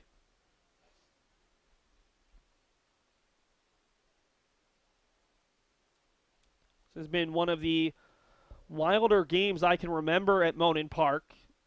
But again, the last time that Western New England played here, in the first game of the 2018 NCAA New England Regional, they lost 19-14 to Ramapo College. So, if anything, they were prepared for a little bit of a high-scoring, wacky game. 2 teams have already combined for north of 280 pitches. Western New England's hitting .417 for the game. The Beacons are hitting .310. Shows bunt, pulls it back, and Tramandosi misses again, 3-0. Tramandosi maybe being a little bit too fine here as he tries to make it difficult on Grignano to get down a good bunt. Western New England has been especially effective at getting the leadoff base runner on. They've done it in 5 of the first 8 innings today. Typically, leadoff runners reaching hurts you, as that's a 3-0 strike on the outside half. And in fact, for Western New England, when the leadoff runner has reached, they've scored 3 of 4 times thus far. Grignano shows bunt, and it's a good one down the first base line. Boudrias will apply the tag, so it goes down as a 3U sacrifice bunt. But it does move up Weber into second, and that's what Western New England's trying to do right now. Pad that lead. Make it even more difficult for UMass Boston to even think about a comeback. And that was why that 3 runs in the top of the 7th, all with 2 outs, was so huge. Brings up Brian Valeriano, who still is a triple shy of the cycle. He's been retired in 2 of his last 3 at-bats, but on the day is 3 for 5 with a single, a homer, and a double. Also has 3 RBI. 3 RBI and 3 runs scored. This has been a hitter's haven today at Monin Park.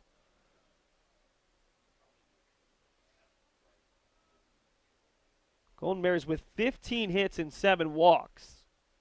The Beacons have just 9 hits and 5 walks.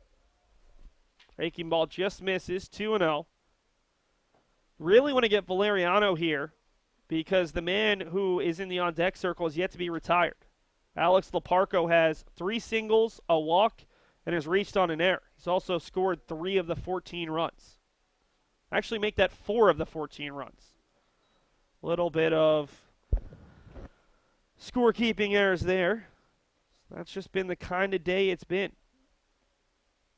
No, Laparco was retired in the 7th on a fielder's choice, but Eric LeCaire and Joe Casella came on to score. So LeCaire has scored twice, and Casella earned his first run. Taking off for third, and Tramandosi forgot about him. Easily in there in time is Weber, who has stolen his second base of the day. And the visitors continue to be extremely successful. That's now 5 for 6 on the base pass against Ryan McCormick and the Beacons pitching staff. And here comes the infield in again. Second or third time they've been forced to. 2-2 here to Valeriano with 1 out, and he squibs it back to the pitcher. Tramandosi looks back the runner, throws to first, and that's a big second out here in the 8th inning. See what the Beacons do with Leparco, who reached on an air back in the first inning, stole a base and scored. Singled, stole a base and scored in the third inning. Walked and scored in the fifth inning. Singled a second time in the fifth inning. And then singled and was thrown out as part of a force out in the seventh. The reigning CCC Player of the Year has had himself a day. 3 for 4, 3 runs scored, an RBI, a walk, 2 stolen bases, and he's also made 5 assists and 2 putouts defensively. 0-1 bounces up there. Now, with most pitchers, I think you'd think about how you approach Leparco, especially with first and second open. But with Bobby Tramandozzi and his stuff, and the way the Beacons coaching staff trusts him, they're going to go right after Leparco, and we'll see how it works out. 1-1 breaking ball, got over it. Riley has to wait for the high hop to throw across, is in time, and Leparco is retired for the first time today. So the Beacons keep the Golden Bears off the scoreboard in an even inning for the 4th straight time. Head to the bottom of the 8th. The Beacons have 6 outs remaining, and they need at least 6 runs, possibly more, with the way this game is going. We'll see if they can make a little bit of an indent here in the bottom of the 8th inning. Celebrate the soggy shoes and the slow starts. Celebrate the lessons learned along the way.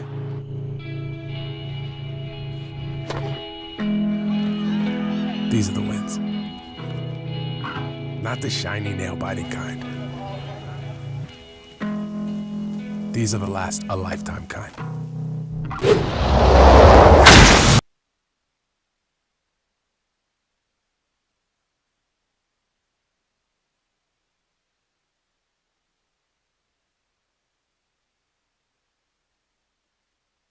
Western New England will go to their 5th arm of the day and 3rd consecutive left-handed pitcher. It's Bob Hamill, the all-region first-team starting pitcher, 1-1 on the season with a 2.12 ERA.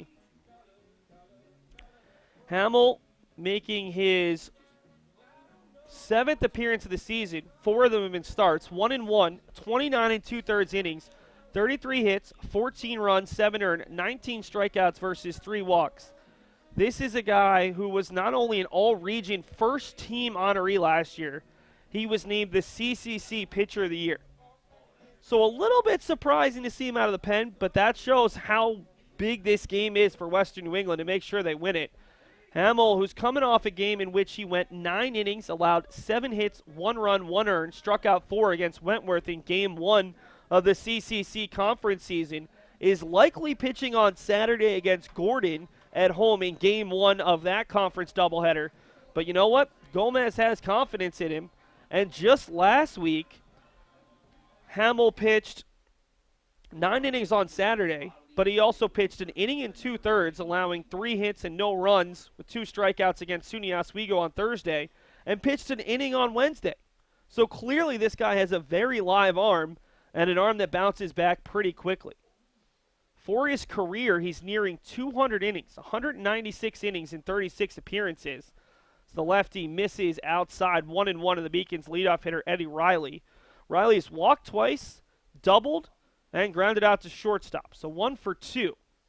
1-1, swung on and missed as Riley maybe got a piece of that. Hamill with a 2.12 ERA this season, which would be the 2nd worst of his career. 1.88 as a freshman in 52 2/3 innings. 2.21 in 57 innings as a sophomore as Riley takes it high. How about this? 57 innings as a junior, 0.95 ERA. He gave up 11 runs, just 6 of them earned, struck out 53 versus 16 walks. Ball is cued down the third base line, but foul. That's one when you need a little bit of dirt and grass to help you out to keep the ball fair.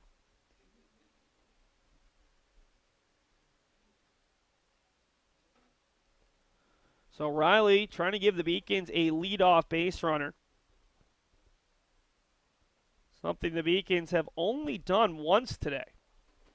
Make that twice. They did it in the 2nd and the 7th. Riley takes it high for strike 3. Ball looked well above what Tom Ryberg is consistently be giving, but that's strike 3, and just the third strikeout of the day, but also third straight strikeout for Western New England pitching.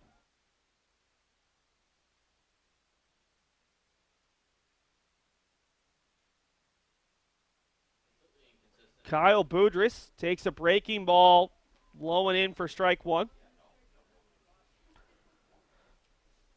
Western New England did not have a strikeout until the second out of the 7th inning, but now between Krasovich, who went 2/3 of an inning, or rather a full inning, and got 2 strikeouts, did not allow a batter to reach, and Hamill, they've struck out 3 in a row. 0-2 to Boudrias, misses outside. This has been a little bit of an enigma of a strike zone. It's expanded at points, constricted at other points. It's been difficult to tell up top as that one bounces down. And Eddie Riley turned back to Tom Ryberg and clearly was unappreciative of that third strike. Thought it was high, and honestly, I don't disagree with him. Both teams have been frustrated by some of the called strike 3 calls, even some of the earlier strike calls, as Boudrias whiffs at a pitch down low, and all of a sudden the Beacons are striking out at a high rate when you really can't afford it. That's now 4 straight strikeouts for Western New England pitching. Brings up Nick Herzog as the Beacons, well, right now their comeback efforts look like they might fall a little bit short unless they can get something going. Brings up Nick Herzog. This might be his last at bat as he tries to stretch his hitting streak to 10. Takes the first pitch, fastball for strike 1. Herzog's flown out to right, grounded out to third, grounded out to short, and walked. So he has reached today, but he's 0 for 3 officially. His batting average is going to take a little bit of a drop.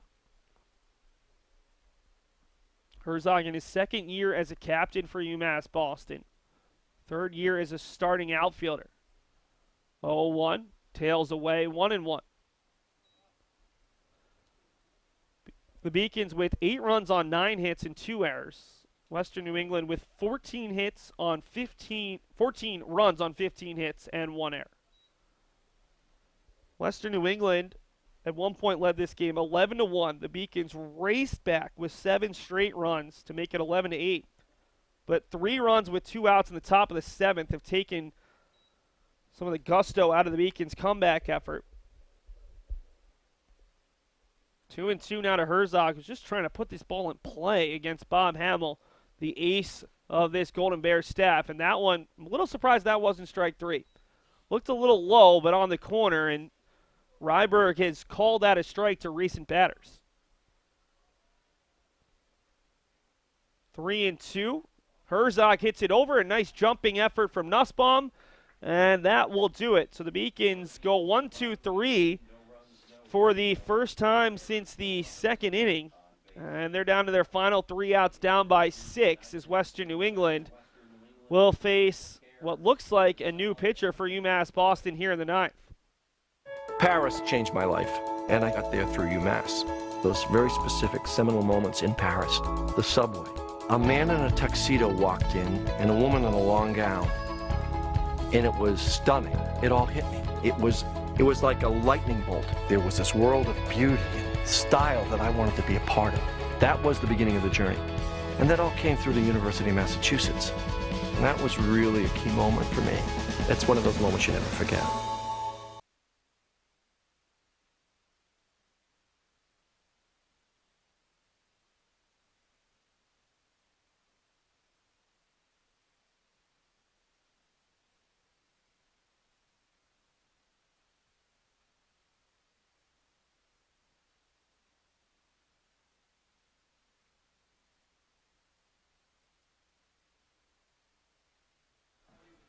Beacons will go to the pen for the 5th time today. Bobby Tramandosi, the closer, likely would have come on for his second full inning of work if the Beacons had been able to get anything going in that inning. But with a 1-2-3 inning, Brendan Eyebrod is going to try to save a little bit of wear and tear on his closer's arm.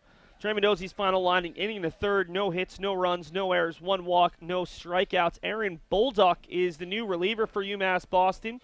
He's had a nice little season after not seeing much time at all as a freshman. The sophomore out of Powder Springs, Georgia. Did play his high school ball in Duxbury, Massachusetts. 5'11", 190. Let's give you a little bit more insight on Bolduc, who again did not see any time as a freshman, but already making his third appearance as a sophomore. 3 innings of work thus far, a hit allowed, no runs, 1 walk, 2 strikeouts. Through 2 innings against nationally ranked Webster down in Florida, allowed 1 hit, struck out 2, and walked 1, and then pitched an inning in Game 2 against Keene State, a perfect inning for the Beacons. And the man who sports pretty impressive mustache will come on to throw the 9th inning. Certainly one of the more defined mustaches on the Beacons. We saw a lot of them from St. Joseph's College in Maine last week, but Beacons go a little bit cleaner cut. They're certainly not the New York Yankees, but team not known for their facial hair. Bolduc will face 3-4-5 here in the 9th, and we'll see if he can be the first Beacons pitcher of the day to keep the Golden Bears off the board in an odd inning. That's been the problem for UMass Boston pitching. 2 in the first, 2 in the third, 7 in the 5th, 3 more in the 7th. That ball is ripped foul by Eric LeCaire. LeCaire is 2 for 4 today. RBI ground out to short in the first. Single, caught stealing in the third. Singled and scored in the 5th. Hit into a fielder's choice to end the 5th because he reached twice in that inning as 11 batters stepped to the plate. And then he walked and scored in the 7th. 0-2 coming from Bolduc. Breaking ball a little bit low. Bolduc, just like Zabrowski and Krasovich, comes from a lower arm angle, certainly not straight over the top. And that can be tricky for batters, especially when you're maybe the guy's coming on in relief, especially in the middle of an inning. You're just not used to him as he comes on to start the 9th. 2-2 to LeCaire, a center fielder, to be followed by Casella and LaCroix. Western New England has made quite a few changes on the mound as that one catches the bat, and Bolduc wasn't going to field it. Boudrias has no one to throw to, and that's an infield single. Bolduc was convinced that that ball hit the batter, and that cost the Beacons a chance to get the batter. Bolduc just kind of froze, and even if Boudrias had been able to field it in time, Beacons weren't going to get LeCaire, who has his 3rd single of the day. That's now 16 hits for Western New England. It's going to help the old team batting average that came in below 250. Update from Bridgewater State. That game's in the bottom of the 8th, so still trailing a baseball game, which I've never seen before. The Beacon softball team leads Bridgewater 14-12. See if they can hold on. They did blow a 3-run lead in the 7th inning. UMass Boston at one point trailed that game 8-3. But they're the ones leading in the 8th inning as the Beacon softball team tries to snap a 3-game losers of 3 of their last 4 as McCormick does a nice job diving into the left-hand batter's box to keep the ball in front.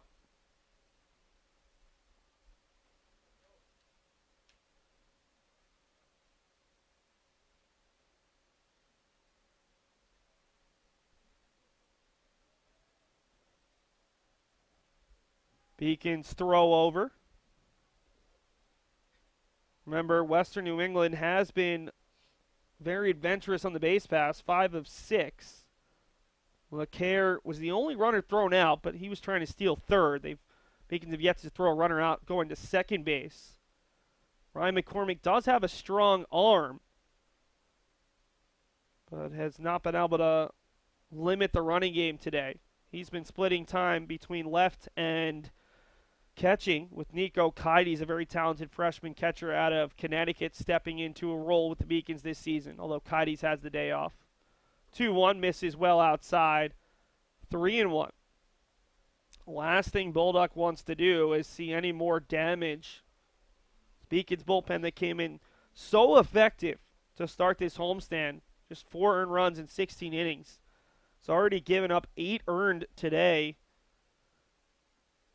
Joe McGuire got the start, went 4 1/3, allowed 8 hits, 6 runs, 4 earned, but Matt Demma came on in relief, 2/3 of an inning with 5 earned runs. Chris Monroe loaded the bases, but got out of it in a scoreless inning. Ben Gottesman went 2/3 of an inning, allowed 3 runs, 3 earned. Bobby Tramandozzi, 1 1/3 innings, did not give up a run, and now Bolduc has allowed an infield single and a walk to put 2 on for Ben LaCroix, who all he's done today is hit 2 two-run doubles. And you know LaCroix would love to add his to his total. Already has 18 RBI in the season.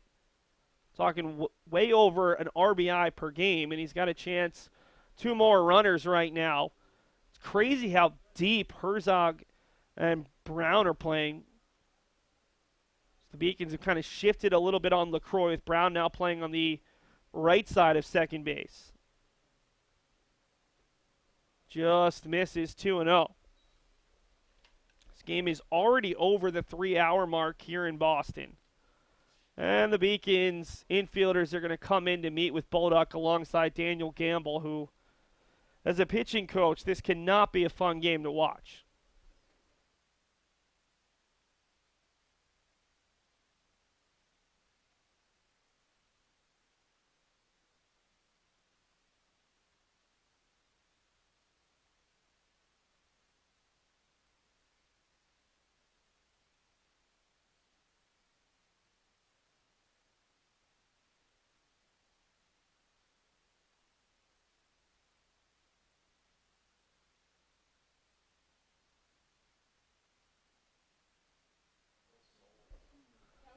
Ben LaCroix back to the dish, ahead in the count 2-0. He's 2 for 5 today with a pair of 2-run doubles, a fly out to center, a strikeout looking, and a ground out to second. And he's 1 pitch away from a 4-pitch walk. Bolduc, who allowed a infield single off the knob of the bat to Eric LeCaire, all of a sudden has lost the strike zone. I believe this is 7 straight balls in a row. 3-0, bounces up there past McCormick. Both runners were going to advance anyways, and they'll stay at that base as it's now the bases loaded thanks to an infield single and back-to-back walks. The walks have just been a real issue today. Typically not an issue with this Beacons pitching staff, but it's been a problem. UMass Boston has now issued 10 walks on the contest, and Aaron Bolduc does not get through an out.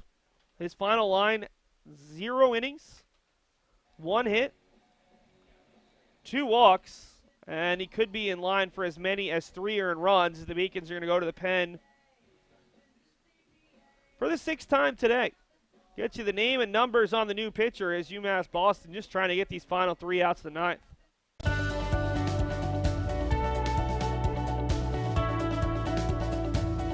I just wanted to get good grades and to do well. But it also made me realize that I have a lot of career goals. You're there to get a full college experience, not only participate in your sport, but participate in things outside of that. And it's all about growing as a person. My coaches have helped me with figuring out who I really am. Their lives are dedicated for us to succeed.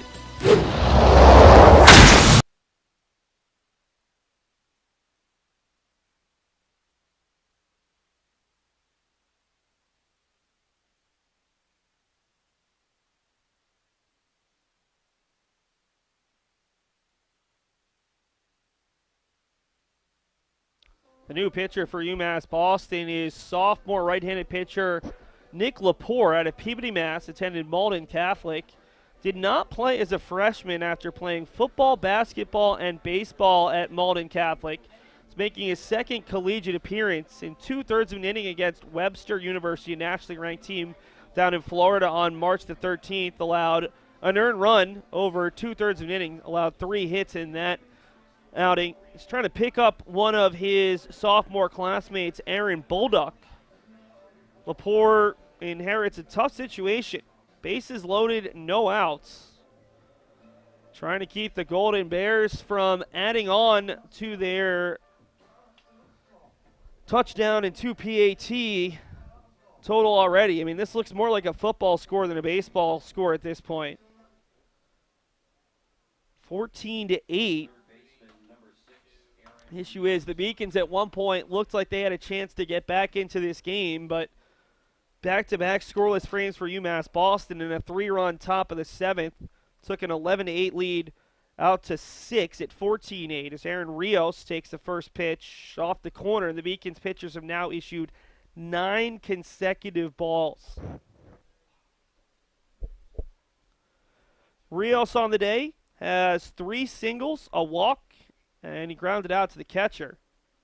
Hits it hard past the drawn-in infield. That's going to score 2 runs, and the lead is 16-8 on a 2-run single from Aaron Rios, who now has at least 3 RBI on the day and 4 singles. I'm starting to see all my writing blend together.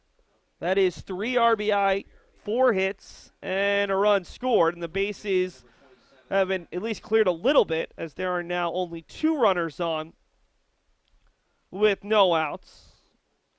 LeCaire, who reached on an infield single, scores. Casella, who reached on the first walk, scores. LaCroix moves up to second. Both of those runs charged to Bolduc, who could be charged with as many as 3 runs as Zach Nussbaum steps to the plate. Nussbaum is 1 for 4. Struck out swinging, popped up to the third baseman in foul territory. Ground rule RBI double and a run scored in the 5th. A walk in the 6th, and a fly out to center in the 7th. There is a chance that we could see Brian Valeriano, the leadoff hitter for Western New England, for a 7th time in 9 innings. Beacons really don't want to have that happen. 1-0 is ripped foul. No movement from the first base coach there. He knew he was safe, but I don't think I would be quite as confident. Do have a final from that softball contest that we've been talking about from time to time. Beacons win 14-12 in softball as they go 8 innings in that contest. 1-1 swung on and missed. Problem for all of those softball players and parents is that you play 2 in softball. So that second game will start in about 20 minutes, and the sun's down. It's considerably cooler, and I'm not sure if Bridgewater State has lights, but be interesting to see how many innings they'll get in game 2 and just how cold it'll get. 1-2 is hit out to left center. That's going to get down in front of Danny Brown, and that will score at least 1 more, if not 2. They're going to hold the trail runner, and Zach Nussbaum has his second hit of the day, his second double of the day, and he's got 2 RBI as the Golden Bears have their 5th crooked number on the board in 5 odd-run innings. It's just been an odd day. Every time there's an odd number in the inning, Western New England has scored multiple runs, and this is their 3rd time they've scored 3 or more runs. They scored 7 in the 5th, and realistically, with no outs here in the 9th, there's no reason to think they couldn't score more than 3 runs as Joe Weber steps to the plate. Still looking for his first hit, and he's got it. Lines it past Boudrias at first, and that's going to score just the 1 run. It's 18-8 Western New England. 11-1 to 11-8, and now it's stretched out to 18-8 here in the 9th. So Weber picks up his first hit of the day after reaching on 3 straight walks and an error. He's officially 1 for 3. So Bolduc's line is done. He gave up 3 earned runs. He's the 3rd Beacons reliever, 4th total pitcher to give up 3 runs. And Aaron Rios is the first runner to score against Nick Lepore. Nussbaum's up to 3rd. And we have our first pinch hitter of the day for Western New England. It's Mackenzie Palmer, number 39. Palmer is a sophomore outfielder out of Princeton Junction, New Jersey. Attended West Windsor Plainsboro High School North. That's got to be something that was abbreviated in high school because that is possibly the longest high school name I've ever seen.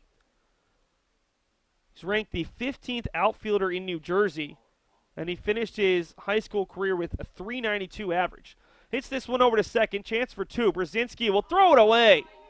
That'll bring in another run, and heading all the way to third base is Weber as taking off for second, and he's in there in time is Mackenzie Palmer on the error by the Beacons second baseman Brzezinski. So that will make it 19-8.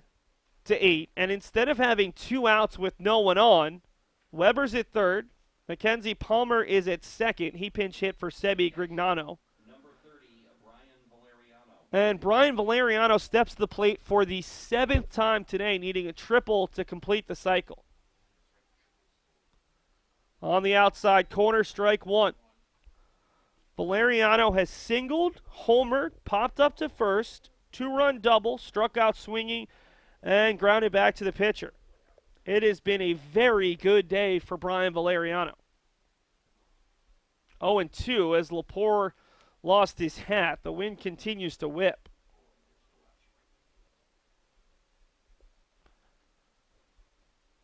Five runs in, no outs, 2 more runners in scoring position in what has just been a nasty inning for the Beacons and their defense. Ball bounces up there. Nice play by McCormick to keep it in front. Remember, the first batter of the inning reached on a ball that went off the knob of the bat, and the first pitcher of the inning, Aaron Bolduc, just didn't react. Thought it was a hit by pitch. If he had fielded that ball, he should have been able to get the out. And then the would-be double play ball. The 1-2 again misses. And the Beacons have another reliever out there. That looks like it's the other Mags, Pat McGuire. The Beacons just desperate to get these 3 outs any way they can.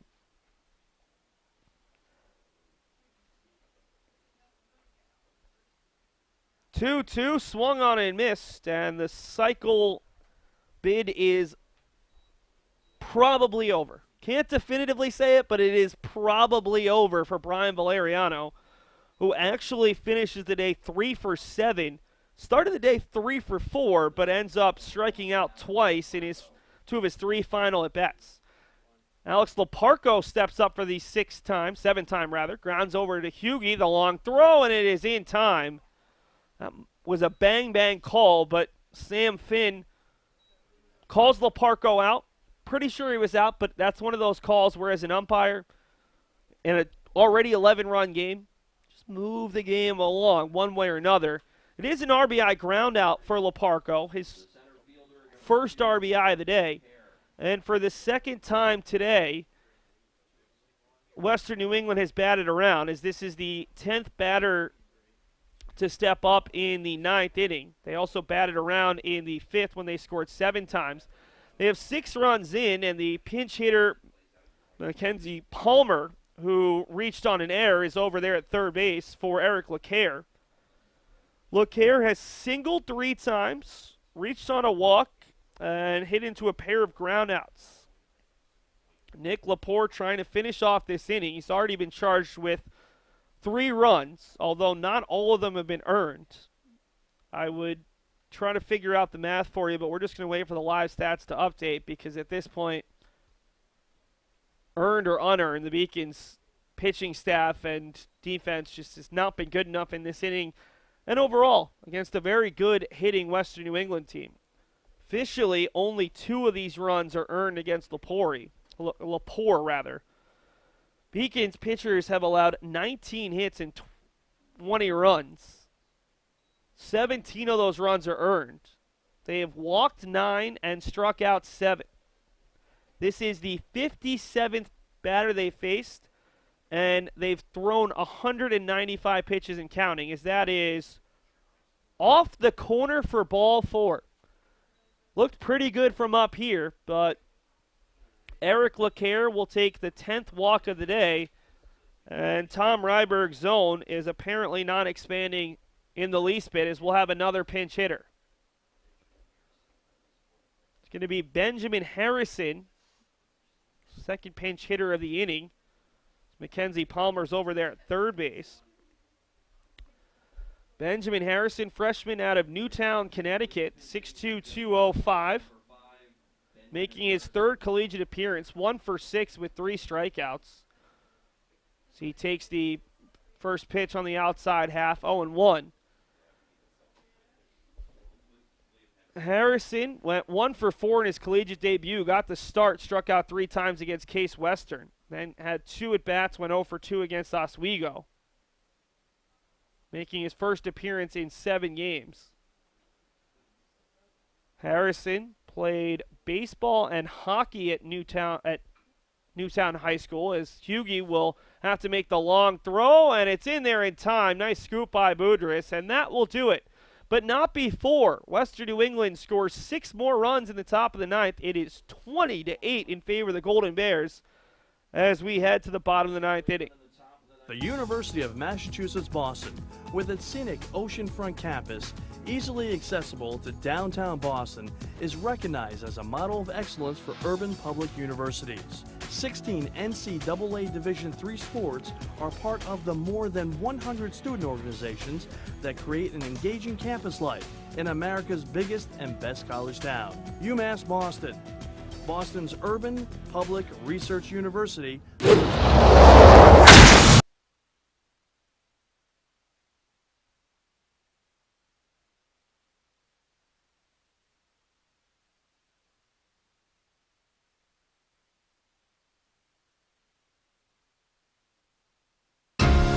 Moving from Turkey, it was a rough journey for me because when you don't really speak the language that well and when you don't really fit in the crowd, it's very easy to disappear.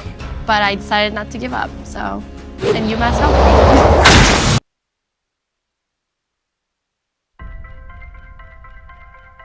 I'm a Division III student athlete, and I know how powerful words can be.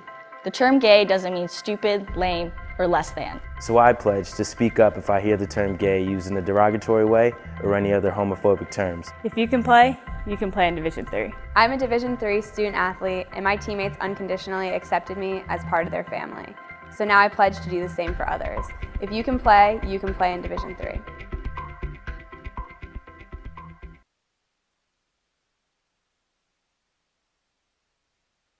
The new pitcher is Patrick Westerland. Westerland becomes the 6th pitcher to pitch today for Western New England, as Bob Hamill only threw the 1 inning. No real reason to throw your staff ace who's going to pitch on Saturday against Gordon College for more than that with your team up by 12. Patrick Westerland, the junior righty out of Auburn, Massachusetts, played baseball, football, and basketball. He was named a Southern Worcester County League second-team All-Star in baseball. As a freshman, was really, really good. 1.93 ERA in 9 1/3 innings. As a sophomore, saw his ERA bloat a little bit, 5.06 in 13 appearances. And as a junior, seen it actually rise even more as Nick Palma came on as a defensive replacement for the Beacons after the 7th inning, and he gets his first at-bat. Palma, the sophomore left fielder out of Peabody, Mass., 5'11", 185 from the left side. He hits that one through the left side, and Nick Palma has a hit in his first at-bat of the day. Remember, it was Brandon Salucci who came on and pinch hit for Anthony Cesare, and probably the biggest at-bat of the day.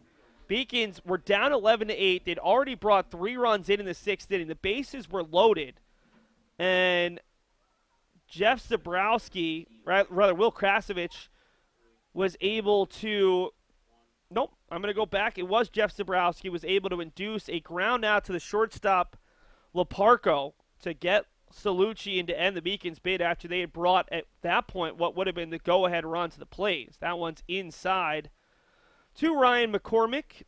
McCormick batting for the 5th time today. Grounded into a double play to the shortstop. RBI single to center in the 4th. Flew out to right center in the 6th and walked and scored in the 7th.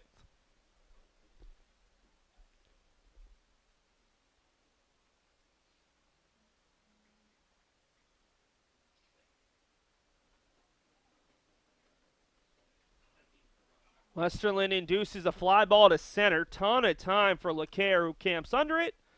And that is the first out of the bottom of the 9th inning.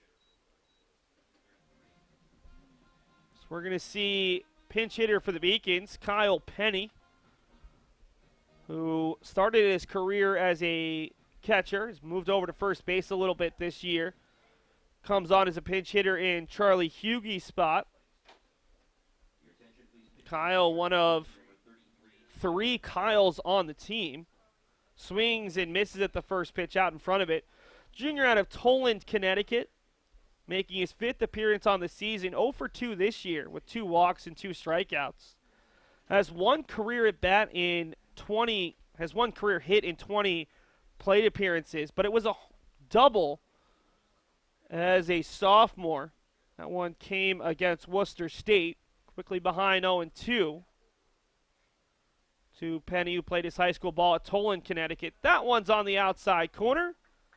It's been given sometimes, not always, but Penny sees 3 pitches and goes down by way of the strikeout looking. That'll bring up Nick Catraro.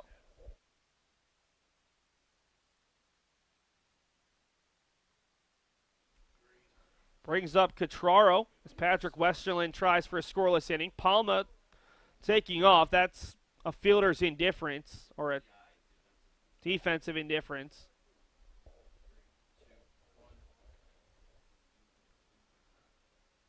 Nick Catraro up for the 5th time today.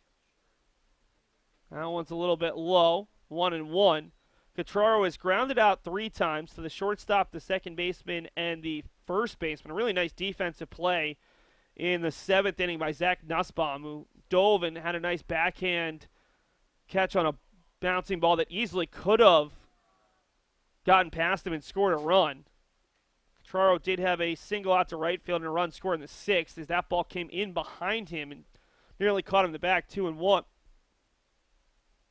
Catraro trying to extend this game as Kyle Brzezinski awaits in the on-deck circle. Catraro fouls that one off, 2-2. The Beacons down to their final strike in what has been a game that's lasted nearly 3.5 hours and has seen a combined 28 runs, 39 hits, 29 hits. Wow, my math is not great. And 4 errors. 2-2, breaking ball misses, 3-2. Promise it's been a long day. It's been a long week. With the Beacons baseball and softball teams playing a doubleheader on Sunday, it's made it a little bit harder on the support staff this week as Catraro will foul it off. Of course, the Beacons softball team in action on Saturday at home against Western Connecticut State for a softball conference doubleheader. And then on Sunday, the Beacons baseball team back in action against Salve Regina. So it doesn't get any easier. Fortunately, it does get a little bit warmer, which is always appreciated. 3-2 here to Catraro. 3-2, swung on and fouled off.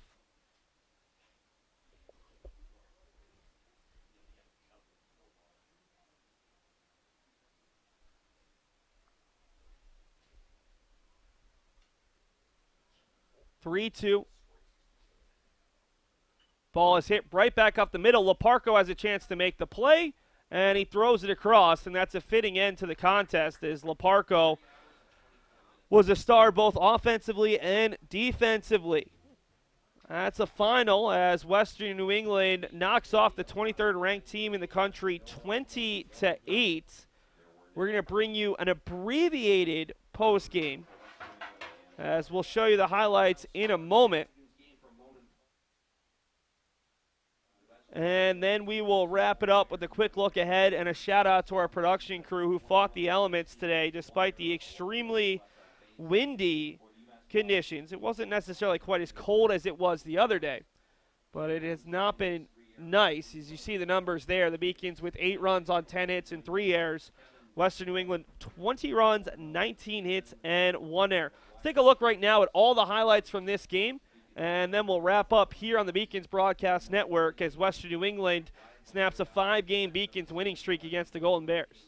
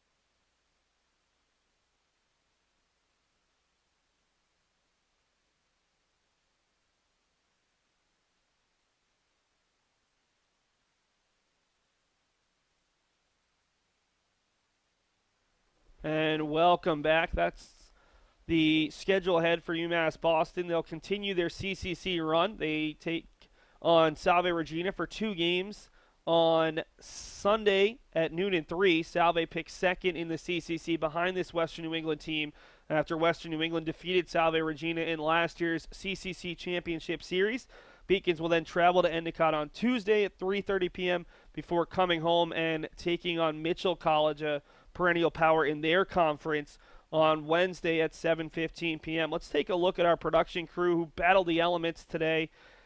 David Wahlberg on the TriCaster directing, Allie Crawford and Mary Jo Murphy on graphics. David Wahlberg also doing instant replay. My name is Seth Dorensky. Stevie Bryant, Bree Colucci, Casey Shea, Sarah St. Cyr, Eileen Shee, and Katie Leffler all working on the cameras throughout this contest. The final score, Western New England 20, UMass Boston.